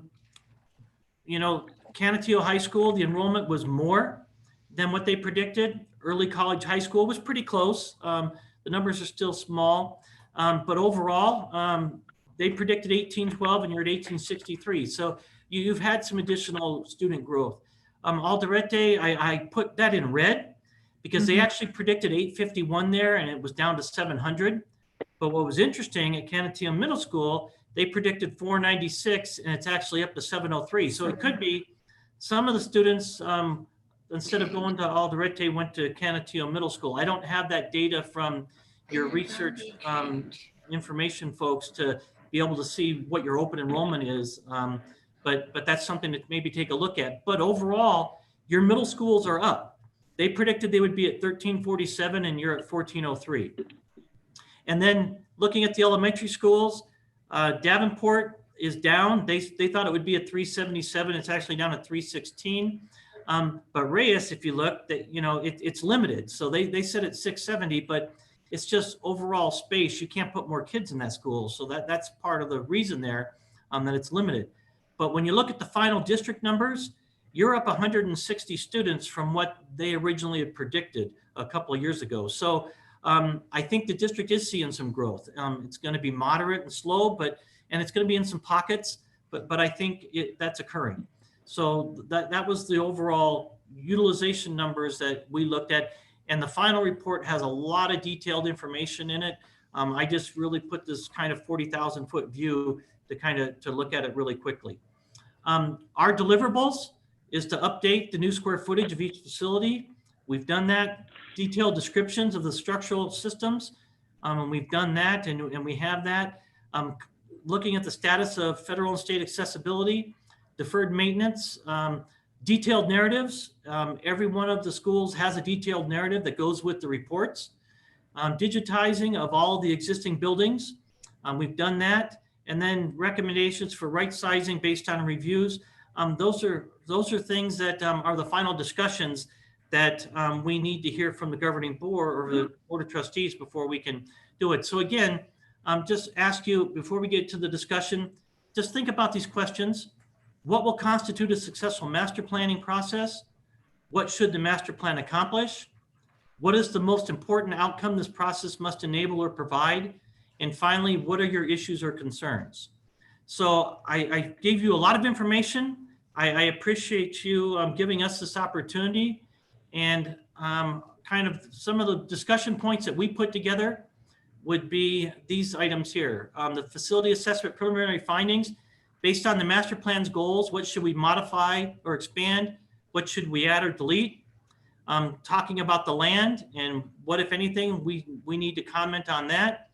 And then some future facility needs. Looking at the high school, I've been working with Tracy on what CTE is doing with their next 5-year plan. And we could do a facility there. And by doing that, you would free up some classroom space. And I don't think you would have the capacity issue for Canutillo High School. Possibly a new elementary school. But what I'm thinking there is maybe you can reimagine Davenport by building a new elementary school that the Davenport kids would also feed into with the growth that's going to occur around Abundant Living Center. and then do something with Davenport. But that's, again, a discussion down the road. Already Middle School, looking at possibly rebuilding that middle older part of that campus. It's getting to the end of its useful life. And then looking at building a permanent early college, high school classrooms, those modulars, it would be good to build permanent facilities for them, in my opinion. Then you got the excess buildings there at Canutillo Middle School that are probably need to be demoed. And then the two masonry buildings out front, looking at the possibility of maybe renovating them and incorporating them into the ag science program with that new agricultural science building that was built down there at Canutillo Middle School. Because having kids go back and forth between the high school and there, I think there's got to be several hours of opportunity for them so that they can go maybe half a day there and half a day to the main school and get a variety of their classes. And then really, what are the future needs with the Lone Star building? So those are our things. I'm going to turn it over to President Coronado to have the board members have a discussion, ask us questions, and then we will kind of go through our final questions and wrap up. All right. Okay, I will thank you for the presentation, and very, very detailed and I mean, some of these things that I'm sure the board we were aware of, but there's a lot of other stuff on there that we probably hadn't even taken notice of that we should sometime soon. So at this time, I'm gonna go ahead and start with the board for any. But actually, before I do, Dr. Galaviz or Bruno, would you all like to add anything? No, Mr. Coronado, we're ready for questions. Okay. All right. So I will start then with use these to my left. Then we will start. Who is seated to my left usually? I'm trying to remember. Mary. Miss Mary. Mary? Yes, Mary, do you have any questions? Arts, Annette, Mary, then myself. Yeah. I'll start with Mary. Mary?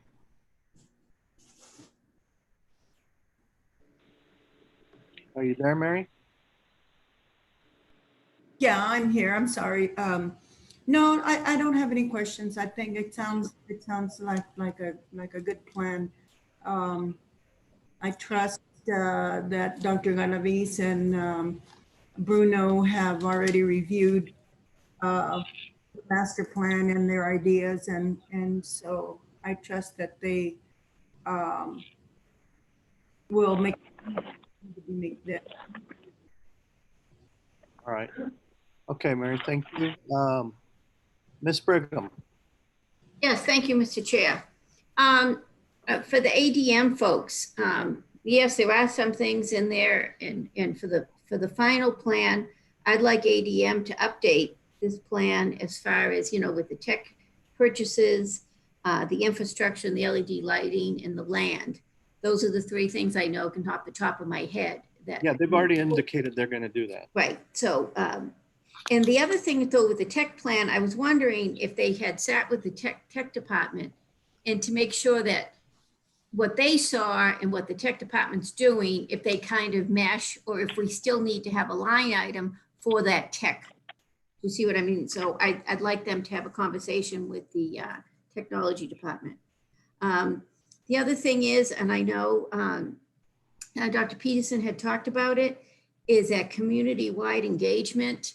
We have to have it. I know we're in COVID, but we have to have community input. This is a huge, huge project, and it will die on the vine if we don't have community input. And I do like his input as far as maybe some very targeted surveys and things like that. So I look forward to their ideas on that.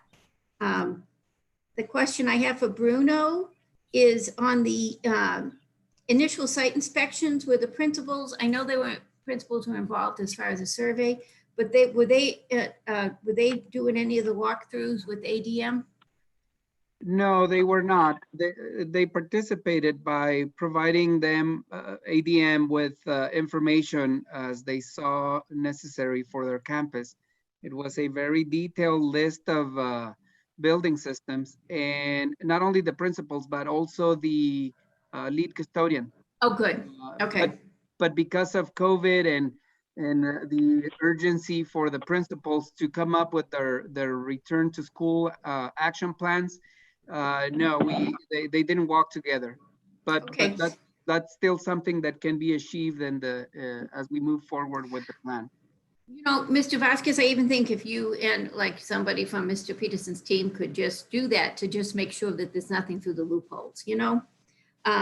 Also, Mr. Vasquez, I heard Dr. Peterson talk about the new drawings for the, and you said you've already got those. I know as a principal, I use those all the time. My question to you, Mr. Vasquez, did you already give those drawings to the county and then the city fire departments that? No, not yet, because as Dr. Peterson was saying, we received the final updated drawings just in the last couple of days. Oh, I'm sorry. Okay. So yeah, and I knew that there were some updates that needed to be done, and so you know, with information like this, it's always difficult to go back and forth, and sending updates, it's confusing. So I was waiting for the quote unquote latest and greatest, and now that we have them, now I'm able to share those with our police department authorities having jurisdiction over our buildings. I appreciate that, because I know that's the first thing they always ask when they walk in. And I think if they already have those drawings, then that would save response times for both police and fire. So thank you. Yeah. I already talked about the technology. My last question, Mr. Chair, is going to ADM. They said this is an old heat map. I thought we were looking at that ADM was going to look at another geocoding of the district in this project, because you know, a heat map from 15, that's you know, that is still 5 years. Anybody that's been in Canutillo knows that we've had significant housing development in 5 years. So I'd like to see, number one, is a heat map or getting a geocode of the district, is that part of the project scope?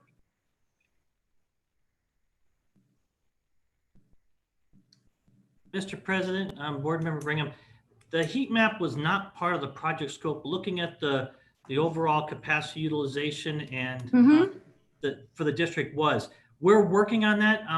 Okay. One of the things, I need to get the final data from the school district so that we can look at that. So that's something I'll be working with the IT folks over the next couple of weeks, hopefully. And we'll talk a little more about the technology plan also that you mentioned, and then work on getting the last of this data identified. Right, and I'd appreciate that, because I do think that if we're looking at this being a planning document, we need to have the most current information for that plan, sir. Absolutely. And so I do appreciate that. And one thing I was going to ask, tell you, Mr. Peterson, I do think the difference between the projected for middle schools, you know, the numbers is that we had, I think under Dr. Vihil and Dr. Galavis can correct me, as I do think they had a boundary change, and I think that's why you see a difference in those numbers at the middle school, projected anyway, sir. Thank you. Thank you, Mr. Chair. Thank you, Ms. Brigham. All right, Mr. Rodriguez. Just in regards to, I think this assessment compared to the last one, I think it gives a broader scope in regards to, I think the foresight that we need to look at in regards to current needs, future needs, and long-term needs versus short-term needs. The concern I've had in the past history was when looking at some of these schools, especially you have not Davenport, you have Bill Childress, and you even have CES looking at possible they're not growing in regards to student growth. And so those are areas of concern that we need to look at. But I think overall, the information provided is good for us to start digesting and looking at how we need to look at for the next bond program and our facilities needs, both short-term and long-term. I did have just some insight in regards to when we opened up Garcia Elementary, and this is something that I want to look at when we open up new schools. When we opened up Garcia Elementary, we opened that up at Damian Elementary, and we could have probably waited a year or two, and that could have probably saved the district $500,000 to $700,000, maybe even $1 million, because it costs that much to open up a new school. The same thing with Reyes. I know Reyes has, we could have probably opened Reyes before Garcia, looking at that growth, and then held some of that growth. But I just want to make sure when we're looking at the future needs of the district that we're looking at that in a way that I think we could have probably been more smart. And I think that's what put us in a financial bubble back in those days. That was part of it. So I just want to make sure when we're projecting out that we're addressing that as well. All right. Thank you, Mr. Rodriguez. All right, I will go on next to Ms. Trout. Yes, thank you, Mr. Chair. Mr. Fleming, Mr. Peterson, and Bruno. I do have a question. I would like to go back, Mr. Peterson, to your master plan guiding principles. And it says educational equity, which facilities must provide students access to quality programs. And it's good that community knows that we need to make a difference for students. And the one in the bottom, it says communication, that CISD will provide multiple opportunities tailored to a community needs for understanding for current and future facility requirements.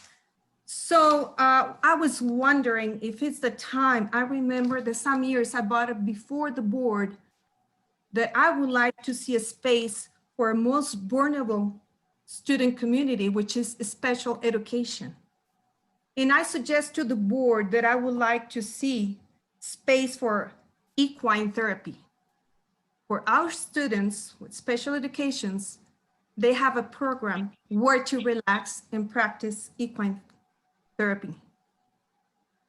What can you tell me about this? It's something that I would like to see when you said in this, adding something that we would like to add. So I would like to add this possibility for our students. So Ms. Trout, what Dr. Peterson is going to do, and correct me if I'm wrong, Dr. Peterson, he's going to meet with you all individually to get your input more on an intimate, because it is a lot of information. Thank you. And so we're just not going to do this. This is a process. So he will be talking to you and asking you all individually, like his guiding questions, what is a master planning process? What would you like to add? What would you like to delete? So, I mean, your request is well noted, but I just want to let you know he's going to give each board member that opportunity. Well, that I just wanted to know if it's possible to request it in this plan, right? Mr. President, Board Member Trout, absolutely. Yes, and I think it's interesting that you bring that up because we're currently working on another school that part of that is equine therapy. So it's something that I think more and more folks are seeing that it's valuable and it's something that you've got to do right. So I'm looking forward to having a further discussion with you.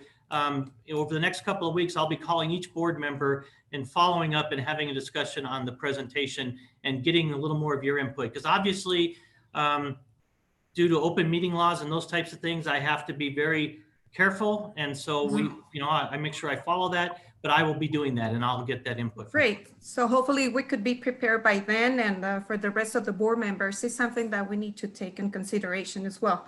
In our definitions, the last question, it says instructional aids, presence of necessary equipment within teaching spaces, including teachers' storage. Can you please help me to understand, and can you please describe the spaces? Because he talks about surface, demonstration tables, fixed audio, video equipment. This is on page number 85 in definitions. Yes, ma'am. Thank you, And sir. again, thank you for that question. Again, we went into every one of the classroom teaching spaces, our classrooms for the most part. Some areas, whether it's a computer lab, a classroom, we looked at student storage. In some cases, like I mentioned, the cubbies earlier, that was an area we looked at. We looked at the writing and tack surfaces. So I mentioned the chalkboards versus the whiteboards. Looked at the sinks, demonstration tables in those rooms that needed the demonstration tables. We looked at the audio visual equipment because some of them had some old cameras. Some of them had document cameras. Some had the old Proxima type projectors, but they were on carts versus fixed from the ceilings. Others had fixed from the ceilings. A lot of the areas, the teachers need some additional storage. That's all noted in our plans and our notes. So those are all of the things that we looked at as we went through each of those spaces. Or are the kids are going to be able to have cubbies, lockers, and is this from elementary all the way to high school, or? Yeah, yes, ma'am. We went every school. Elementary school, obviously, you look at a little different than a middle school. You look at a middle school a little different than a high school. But we looked at all of them based on the actual grade levels at those schools and the programs in those schools. So we have that in our plan. Areas that need to have those additional items. And of course, it's going to be only for high school, right? Because it depends about the space that we got. The Norwest Early College, we don't have enough space. So maybe this lockers, we're not going to be able to put it over there, I guess. Well, right? and again, that a lot of that is input with the principals and how they do things, because a lot of students don't use lockers anymore. And especially in the way that we used to use them with backpacks and things nowadays. So, and looking at already middle school, those lockers in the middle of those corridors never get used, but right now they're not being taken out because there's a presence of asbestos there and the cost involved with asbestos abatement and things. So we've looked at all of those items, and again, we will do some continual follow-up with the principals at those sites, working with Bruno.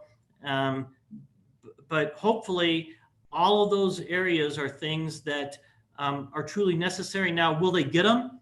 Again, that depends on what the governing board as a whole, working with administration, decides are the priorities as you move into a bond in the future.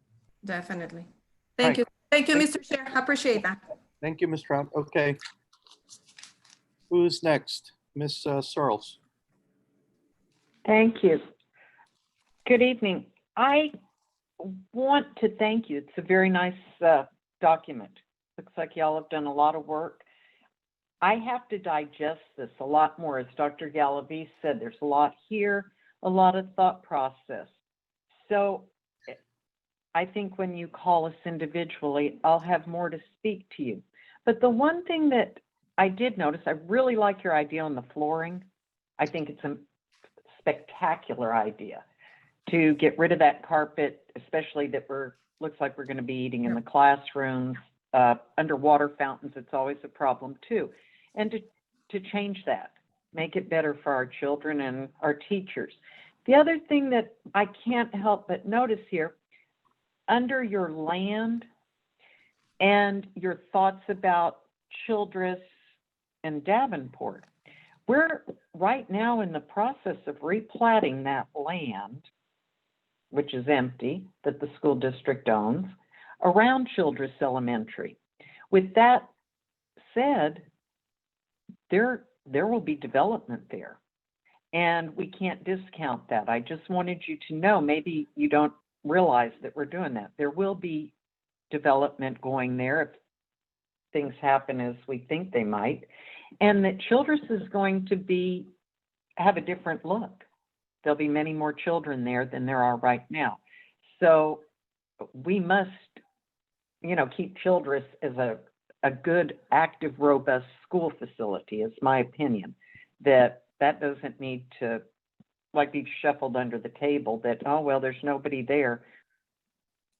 Now, There are board plenty member of kids Searles, there now and. board Yes? member Searles, I completely agree with you.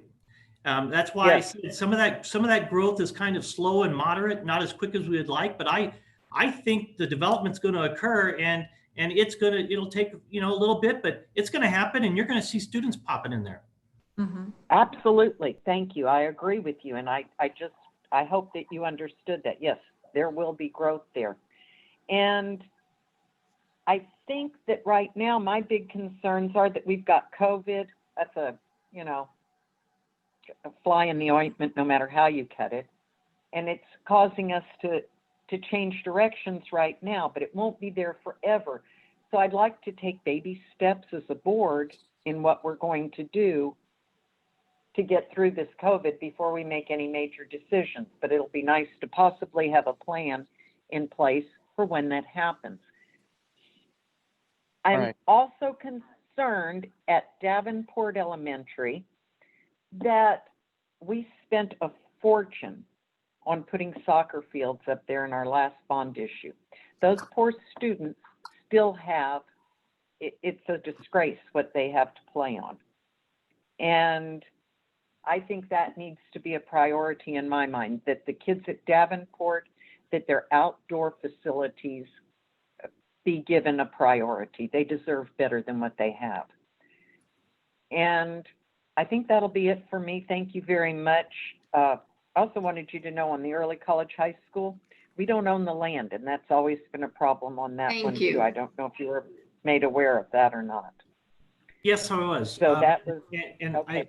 I understand the agreement that was initiated between the college and the district that, you basically have that right for the next 49, 50 years, and then it reverts to the college based on a useful life of 49 or 50 years for those buildings. So I understand Yes, that. sir. And I think there's, probably something that needs to be worked out in that arena down the road. And I think, again, is all this going to happen overnight? Absolutely not. But I think it's things that we needed to highlight from our point of view because it's something that I think is out there and it just has to be talked about.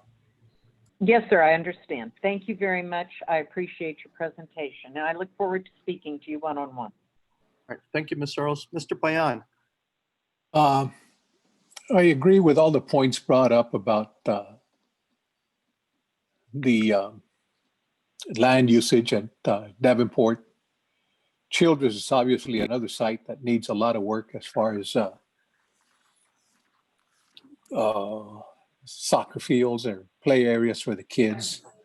I've always said those schools are lacking tremendously in those areas. But and again, I agree with the point brought up that this is a lot of information. But one glaring thing that I see is that the maintenance of all the buildings, the roofing, the air conditioning, the venting of the closets where the electronics things are being installed. Those are really all basic infrastructure items that we are going to have to address. I think the sooner the better. If not, we're going to be going back to try to rebuild some of these schools. The roofing, the air conditioning, I know the air conditioning has been upgraded, the LED is being upgraded, but the roofing is something that we must address this issue as soon as possible. And again, it's all a lot of information, and I'll address those issues when we talk individually. All right. Thank you, Mr. Payan. All right, everybody, that very good report, gentlemen. We appreciate all the information.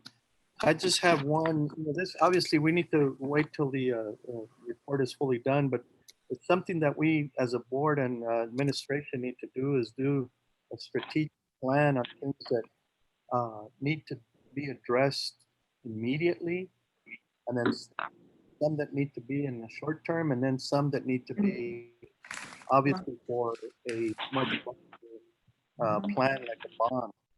But I think that Mr. Payan's right. We need to address some of these issues in terms of the maintenance, like the roof coatings, the parapet walls, or You know, some of the electrical issues. I think those need to, you know, some of these things need our immediate attention. And I think that there's a way that we can accomplish some of these things immediately. We've had a good report from Dr. Rico and Mr. Cereces that we're going to get some of this money back that we've spent on these computers and the connectivity. And we still have left some money from that 10 million in the bonds that we sold. So I think that some of these things, particular maybe even of the coding of the parking lots, something that should be addressed. So I think that we need to get administration to initially start developing some of those issues that need our immediate attention, and start trying to see what funds we may have available in the very near future to start doing some of these things that obviously will save us money down the road if we don't address them right now. I mean, if we address them now, it'll save us money down the road. And particularly, I'm talking about the roof in our district, some of these roofs that need to be taken care of. And if everybody look at the page of the pie chart, we can see where our, what our biggest concerns are real quick.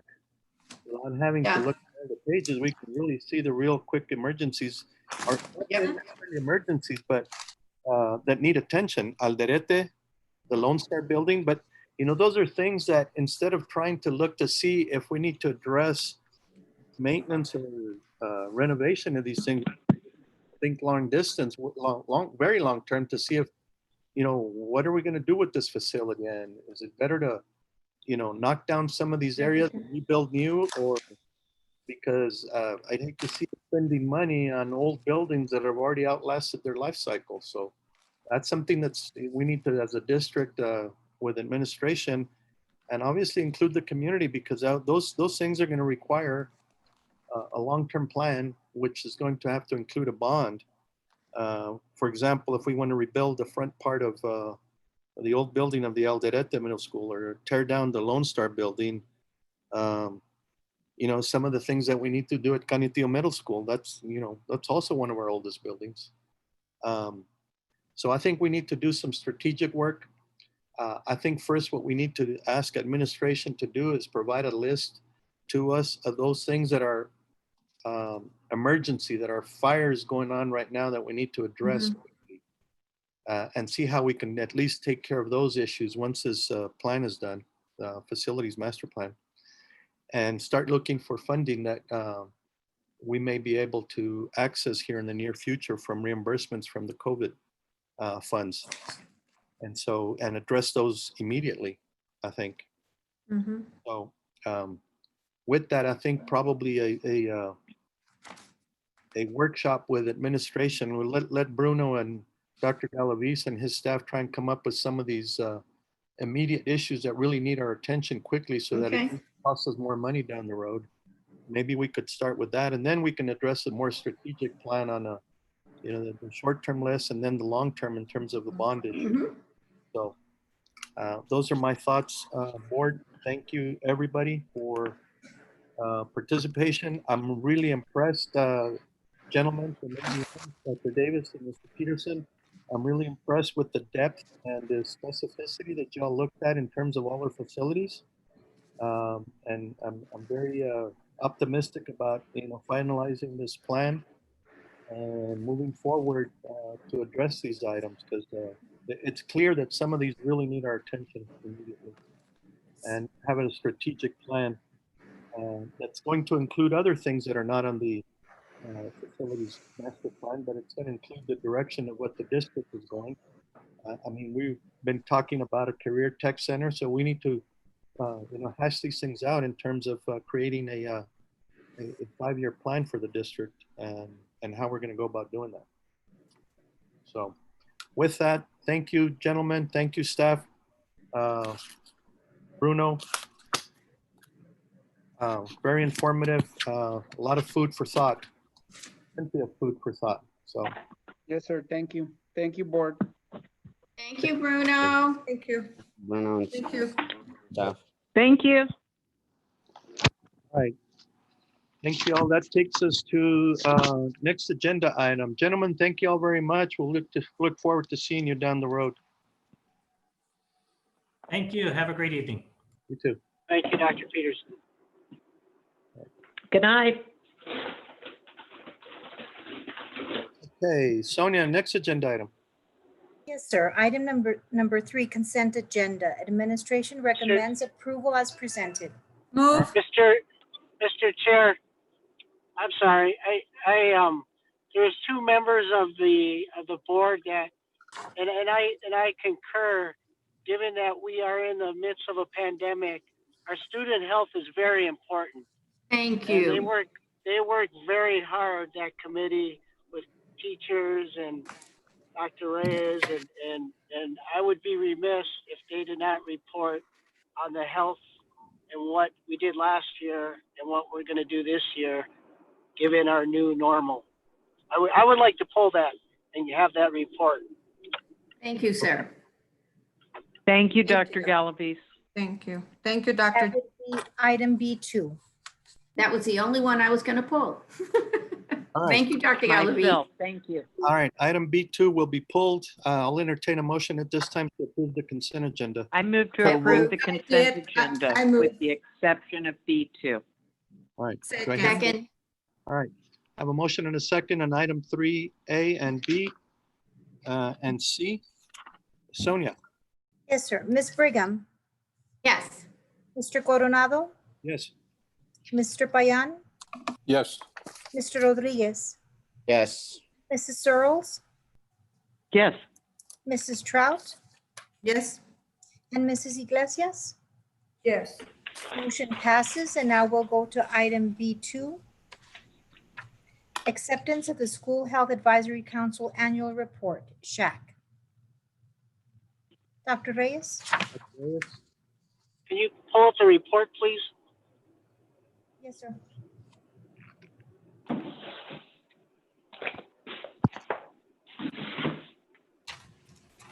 Hello, good evening again. Hi, Monica. Hi. Dr. Reyes.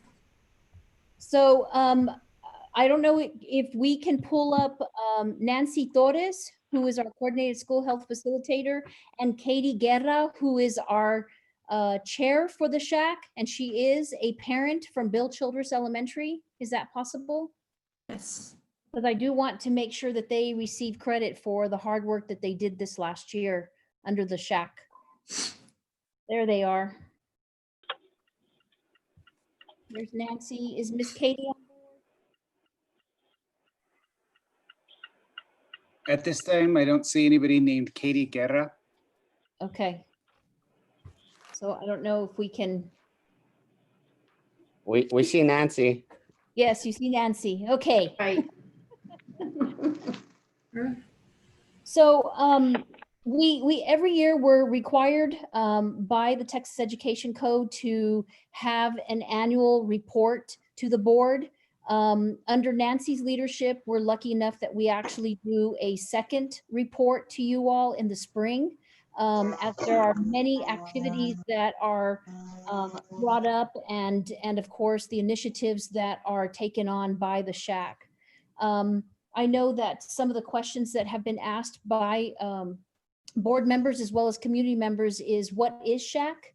And so SHAC is a parent-driven committee that we have not only taken just with parents, but we have gone over and beyond. And when I say we, I mean Nancy has gone over and beyond in requiring representation from the campuses of staff members, our parent liaisons, community members, and then parents.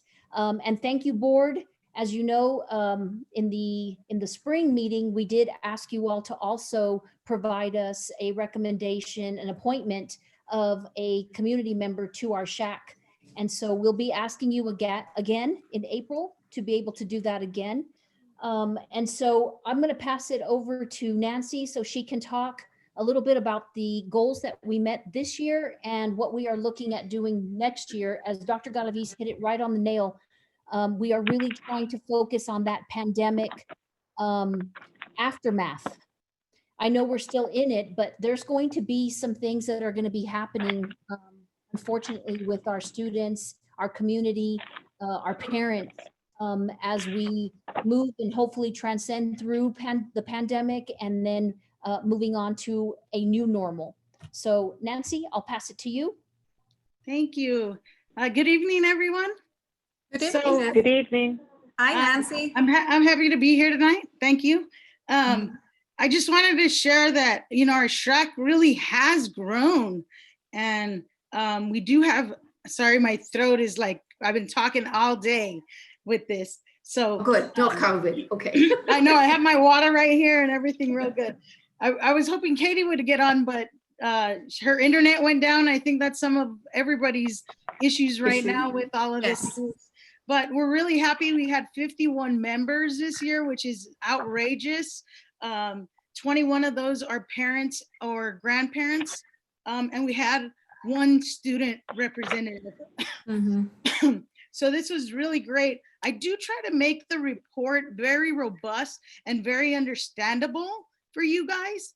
So that way, we don't have questions, but I do understand the importance of reporting this to you all because of the efforts that the SHAC does put forward. So I think at this time, I really just want to say we do have two committees, a human sexuality committee and a health and wellness committee. And so I do at this point want to see what questions you all may have of the report, because I'm sure you all read it. Right. Mr. Chair. Ms. Brigham. Well, hello, Nancy. How are you? Wonderful. Thank you for answering my questions. You were amazing as always. And thank you, Dr. Reyes. I always take particular interest in this report. And it's because, not that, well, I'm a little bit of a pain, but mainly it's because it talks to so much need of the community. So I want to thank you. And on page, 320 of the report, we were talking about Project Vita from 2019 to 2020. And what I've been noticing, Nancy, is I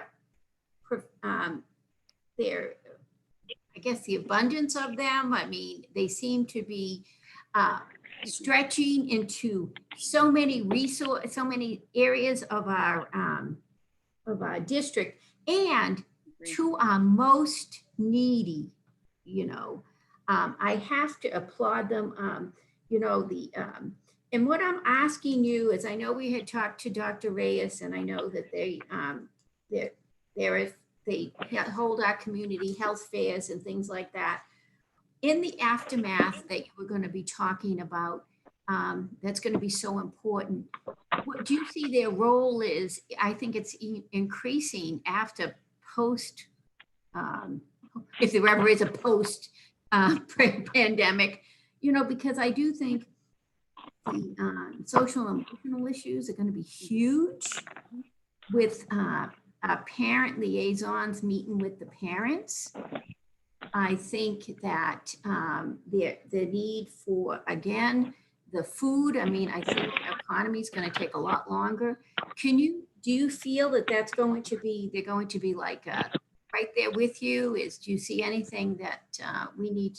I mean, what I heard is that we don't have to approve anything else until 2023 for them. Is that correct? Yes, ma'am. Yes. So we do have, also on the report, it shows you that we do have 129 agencies that work with our SHAC and I was our amazed. health. And so it's absolutely amazing. Project Vita is one of our strongest, I believe. They are in every facet of our school district. And so, I mean, we've been partnering with them. We have pretty much 2 times a month we meet with them with our executive director, and sometimes I meet with them just individually. They meet with our teachers, they meet with our social worker, so they are really everywhere, our counselors. And so we do see their partnership continuing to grow and continuing to be strong. Nancy, I have a question for that. I just have 2 more questions. One of the questions is with Project Vita also, as far as what you were just saying with the counselors and nurses and social workers. I think that that's going to be paramount as far as when we go into post pandemic and current pandemic, because I do think the one issue too is I'm very concerned about the kids, Dr. Reyes, that are emotionally unstable anyways, you know, our special ed kids that are in the big units that are under that. Is there anything I know as far as right now and currently that you're doing for those? Yes, ma'am, we are addressing this, and I want to give it to Dr. Reyes right here because I know our newest partnership is in that venue. Oh. So I do want to let you know that for the last 5 months, we've been working between Project Vida, UTEP, and ourselves, the UTEP Social Work Department. And we have come up with a student assistance program, and we're trying to develop an integrated interdisciplinary type of system where we address the behavioral, the mental, the social, and the emotional health issues that are there. And so we are working with Nicole Morales, our lead counselor, our social workers, myself, coordinated school health. And so what we're doing is we're putting all of this together to address students' needs. It's easy for a teacher to rattle off the academic interventions. Well, our vision is that we want to be able to rattle off interventions for behavioral, mental, social, and emotional.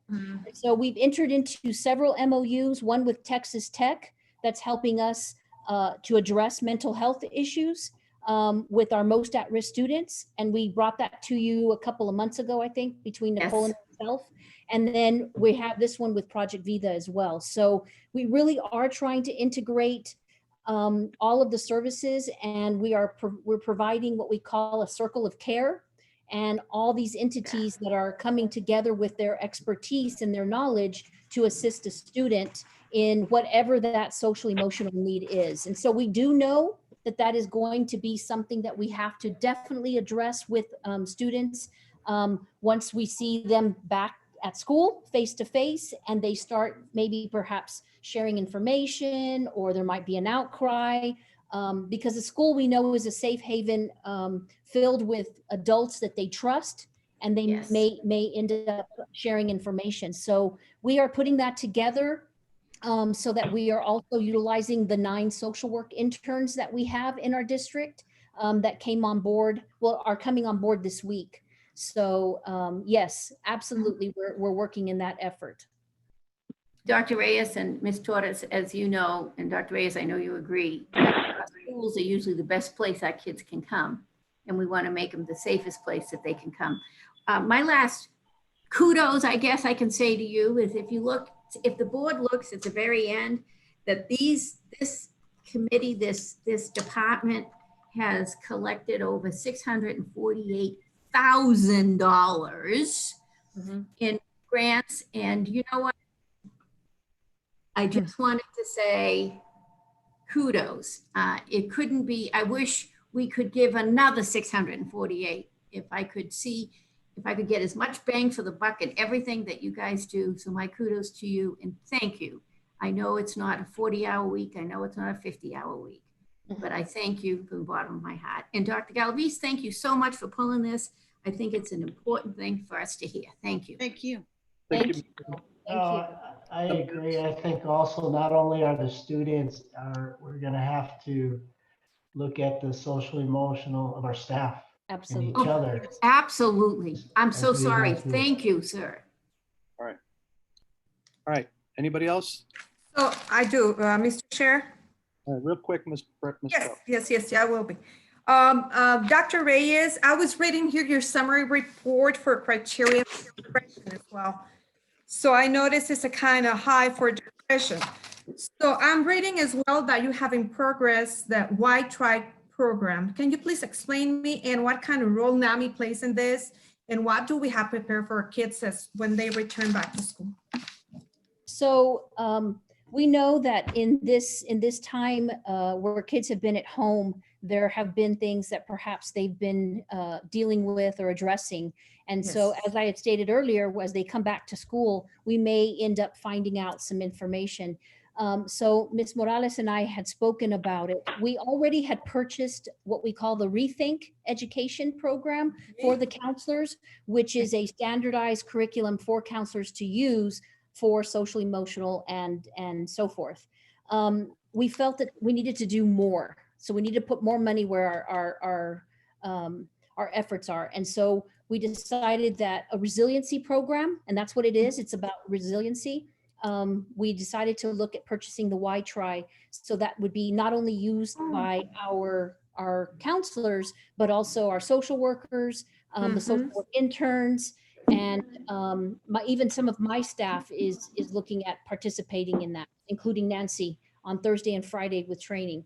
So that program is going to support us. I know that Ms. Morales has worked with NAMI, and so has Nancy. So we will continue our efforts with that, because we do see and know, and sadly, I have to say, this is not just an issue at the secondary level. We had some issues through the course of the time that we have been out of school with elementary students and some younger elementary students. So we know that these are issues that we do need to bring up. So we're going to take all of our concerted efforts, which, as I had stated, in this integrated system that we're looking at, we're listing all of our MOUs of our agencies that work with, like El Paso Crisis for Children.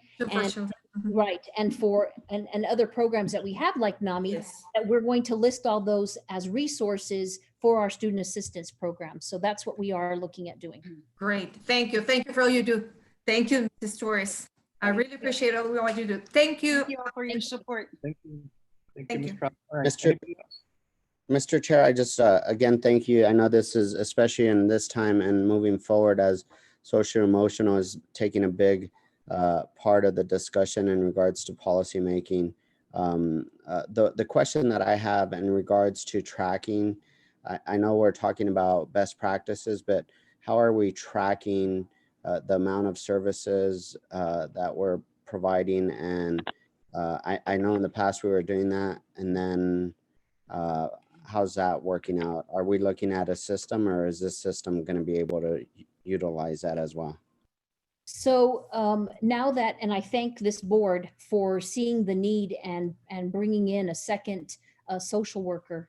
That was a Christmas bonus for all of us at Student Support, as well as for the community, because now we can honestly say we have a social work program. We've got 2 social workers that will be working together to develop a program of entry to service and to exit. Our whole goal is to empower our families, not enable them, empower them, help them to find the tools and the skills so that they can be resourceful for the needs that they have. So that's what our vision is. The question you asked about how are we ensuring that we have the tracking, we do track CPS through CPS. That is a requirement through our regulation, school board regulation. We track also any issues with trauma informed, and then we are looking at finding a system, an electronic system that can be shared between social workers and counselors in that circle of care. We've put some money aside in our social work budget to find a program that would help us with that note taking, so that we can draw from reports there, because we really do want to provide you all reports on a Thursday packet to say, hey, this is the need, this is the data that we see. We see this component, we see this component, and this component.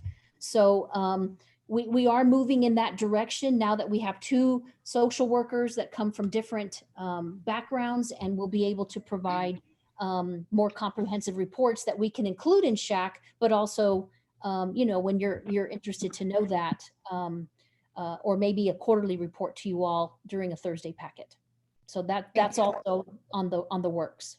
Yeah, and I just wanted to add, Mr. Rodriguez, we also do a lot of preventative work. So we're working a lot with our physical education TEKS and our health TEKS.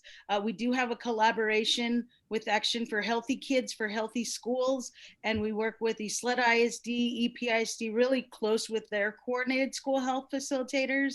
And we did demonstrate to our leadership the CASEL the Castle core competencies and how they tie into our PE TEKs. So just so you know, my PE teachers are really working hard on this. And the TEKs, the fun thing and that most people don't know is PE has been doing SEL for years. And so this kind of just proves some of that. So thank you to my PE teachers. The other thing too is that with the safety protocols, we have said that as students come in the first days of school, face to face, post the closure the sudden closure we had, and into remote learning, and now into the next level of face to face, all students will be receiving lessons on the expectations through PBIS, through the PE teachers on hygiene, how to put on gloves correctly if they have to, how to put their mask on and off, washing their hands, just reiterating those lessons. And that's actually going to happen through our PE teachers along with the support of Nurse Berumen. So we're trying to be very comprehensive. Yep. Very good. Very good. Thank you. All right. Any other questions, Mr. Coronado? Anybody else? No? Mr. Chair? Ms. Searles. Yes, I'd like to thank you ladies very much for caring so much and yet having so much expertise. You've really over and above. And I know it's not going to get easier. There's going to be a huge upswing to what you're doing in the coming months. So I thank you for what you've done and for what you've yet to do. I really appreciate it. Thank you very much. All right, Thank you. Thank you so much. Mr. Chair. Yes, Mr. Bayan. No, I'd like to reiterate, thank you for everything you've done. Ms. Flores, Monica, and every parent that has joined you, every grandparent that has joined your group. Yes. They deserve a lot of credit for participating in this. And I don't know what else we can do to maybe get them involved in the DAC. But one of the points that I wanted to highlight also is I saw the survey that you did on teen smoking, teen drinking, and all of that. Yes. I don't know when you did that survey, but it'd be interesting. And I don't know, maybe you can do some preventative. You said you were doing some preventative work to prevent some of these occurrences now that they're all at home. It'd be interesting to see what the results are going to be if you do another survey similar to this one. It was an eye opener, but I know what else can we expect with kids holed up at home and tied up? We've got to keep them busy. We've got to address these emotional, social issues. But I want to thank you for everything that you do. I don't know what we can do to make it better for you and compensate you for it more. But thank you very much. Thank you. Yes, that report was absolutely wonderful. That was six years of work when I first got on, and Dr. Reyes got on right around the same time as I did. That was one of our missions, and to get that, we finally got UTEP to partner with us, and that data this year will be one of the goals from our health and wellness and human sexuality initiative, to take that data and reevaluate our curriculum and see how we can make them better. You know, some of the data there is great. You know, some of the things that we assume that our kids are doing and we think they're doing bad things, some of them are very low in percentage. So some of the things on there are good things that we hear from Canapio. Thank you. Thank you. All right, thank you. All right, thank you, ladies, for your presentation. You know, my opinion, I think some of the issues that we really need to look at, that the board as a whole needs to look at and discuss with, you know, is how we're going to funnel more money into the prevention area for Mr. Juarez, and then for all the campuses, including elementary, middle school, and high school, in terms of the life skills classes, because this is totally a game changer, these situation that we're going to face here coming up when these kids come back to school. Yeah, we're going to find ourselves inundated, and we're going to have to find a way to see if we can funnel more money to the social work side. And obviously, what this pandemic has taught us is that, you know, our country is not as healthy as it should be.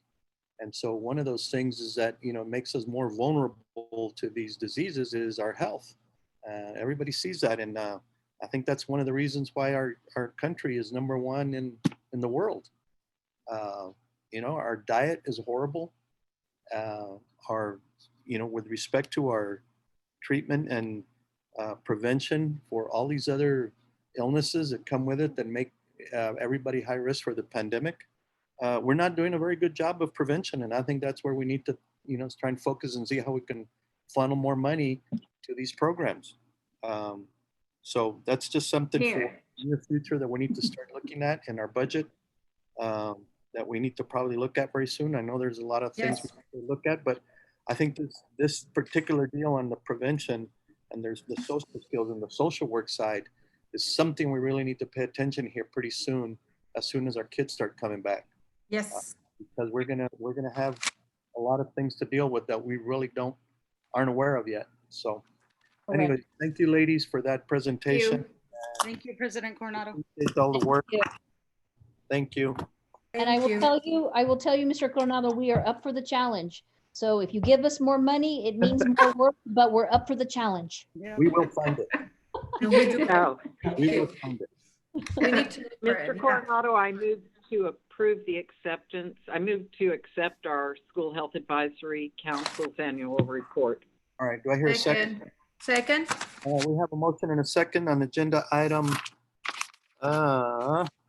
2B2, right? Yes, sir. All right. All right. I think it's 3B2. 3B2, sorry. Not three. It's 3. Brigham. Yes. Coronado. Yes. Mr. Payan. Yes. Mr. Rodriguez. Yes. Mrs. Searles. Yes. Mrs. Trout. Yes. And Mrs. Iglesias. Yes. Motion passes. Thanks, Dr. Reyes. Thanks, Nancy. Thank you, ladies. Thank you, ladies. Thank you, Mr. Reyes. Thank you, Dr. Reyes. Thank you, Dr. Galaviz, for pulling it. I appreciate that too. Thank you. No, thank you. Thank you. All right, next agenda item, Sonia. Yes, sir. Item number 4, executive session. The time is now 5:47. The meeting is to be closed under Texas Government Code Section 551.071, 551.072, and 551.074. A, discussion of technology director position upgrade to executive director due to added responsibilities. Thank you, board. Member board, you have to leave this meeting. Yes. Okay, Dr. Sonia, we can you leave do me this a favor? meeting and we sign into executive session meeting. Is that correct, Dr. Galaviz? Yes, ma'am. Okay. Okay, bye. Mr. Coronado, did you say something? Yes, are you going to give me the number can you text me the number that I need to call for the executive session? Yes, sir. I'll have Andrew send it right out to you. Thank you. Thank you, sir. Absolutely, Ms. Iglesias. We'll do it right now. Thank you. Thank you. Give us just a few moments and we'll get those out to you guys. All right, thank you.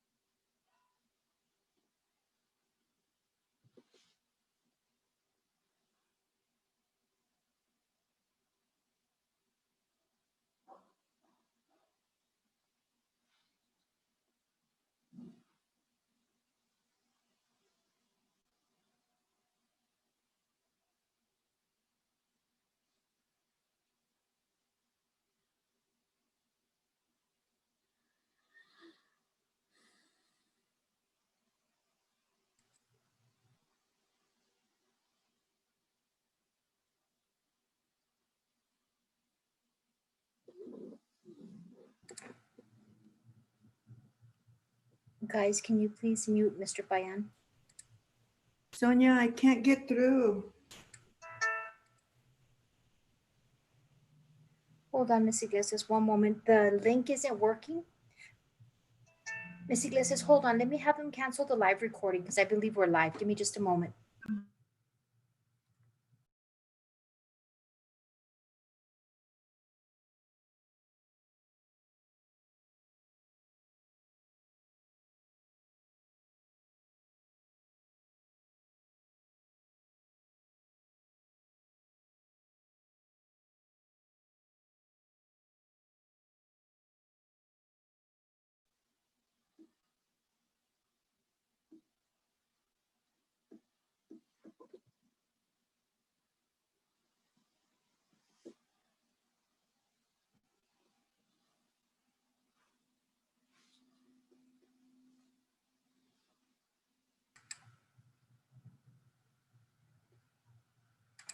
Miss Iglesias.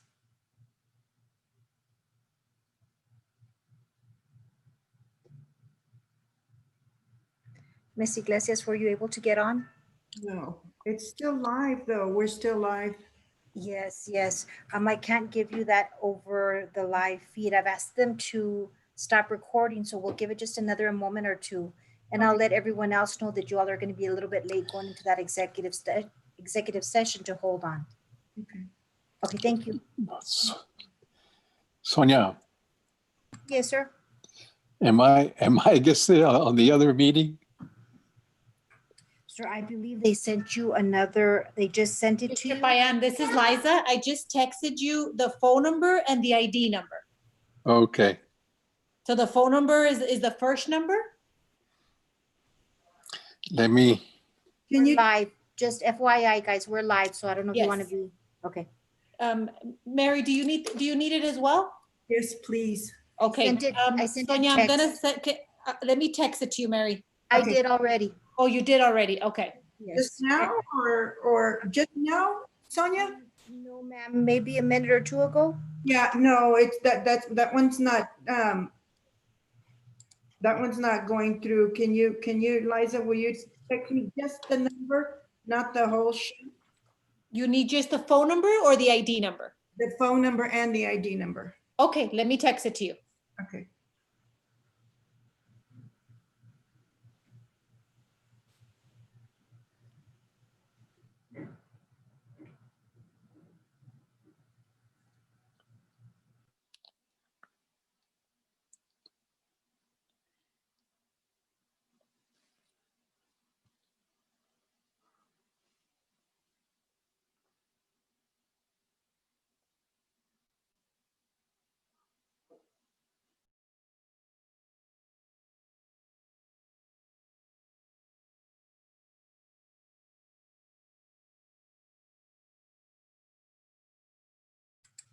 Liza.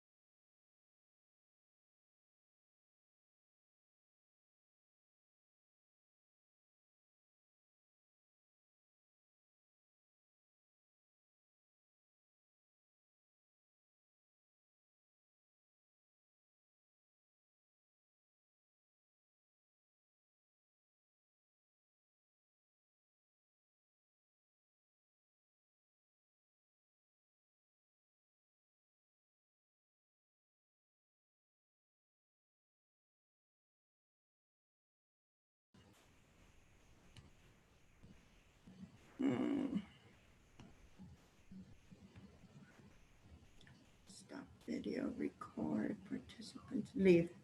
Huh?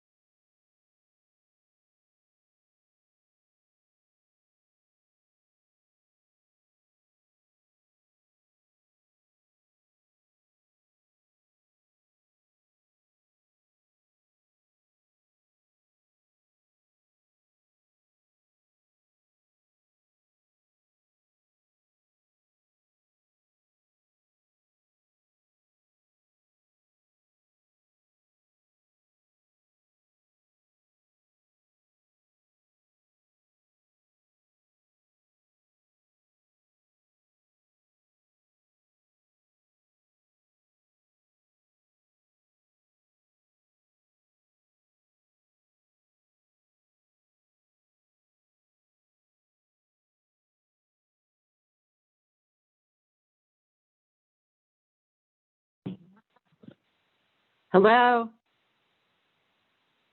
Is anybody there? Hi, Lori, I am. Hi, Sonia.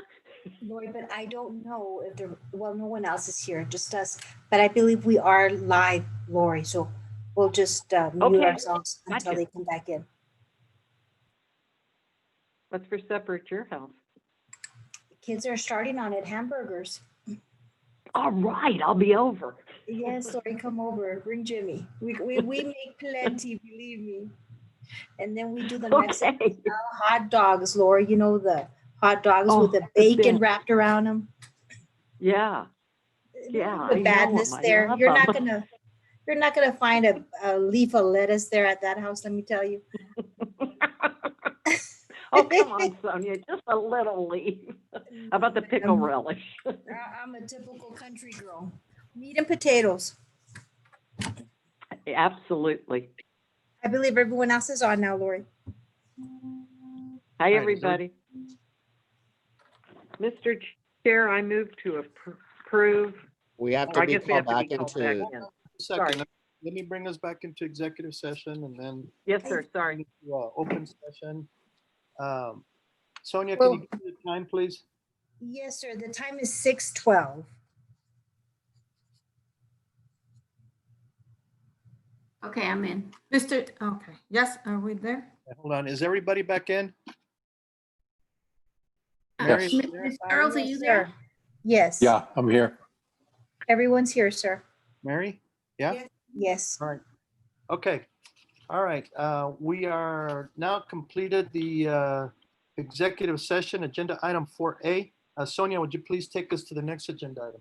Yes, sir. Item number 5, new business. Discussion and possible action regarding the approval of the technology executive director position. I Mr. move that Chair. we approve that position, Mr. Chair. And I second. All right, there's a motion and a second to approve the change on agenda item 5A to technology executive director position instead of director. Yes, sir. All right, any further comment? Hearing none. Sonia, please pull the board. Yes, sir. Ms. Brigham, Yes. Mr. Coronado, Yes.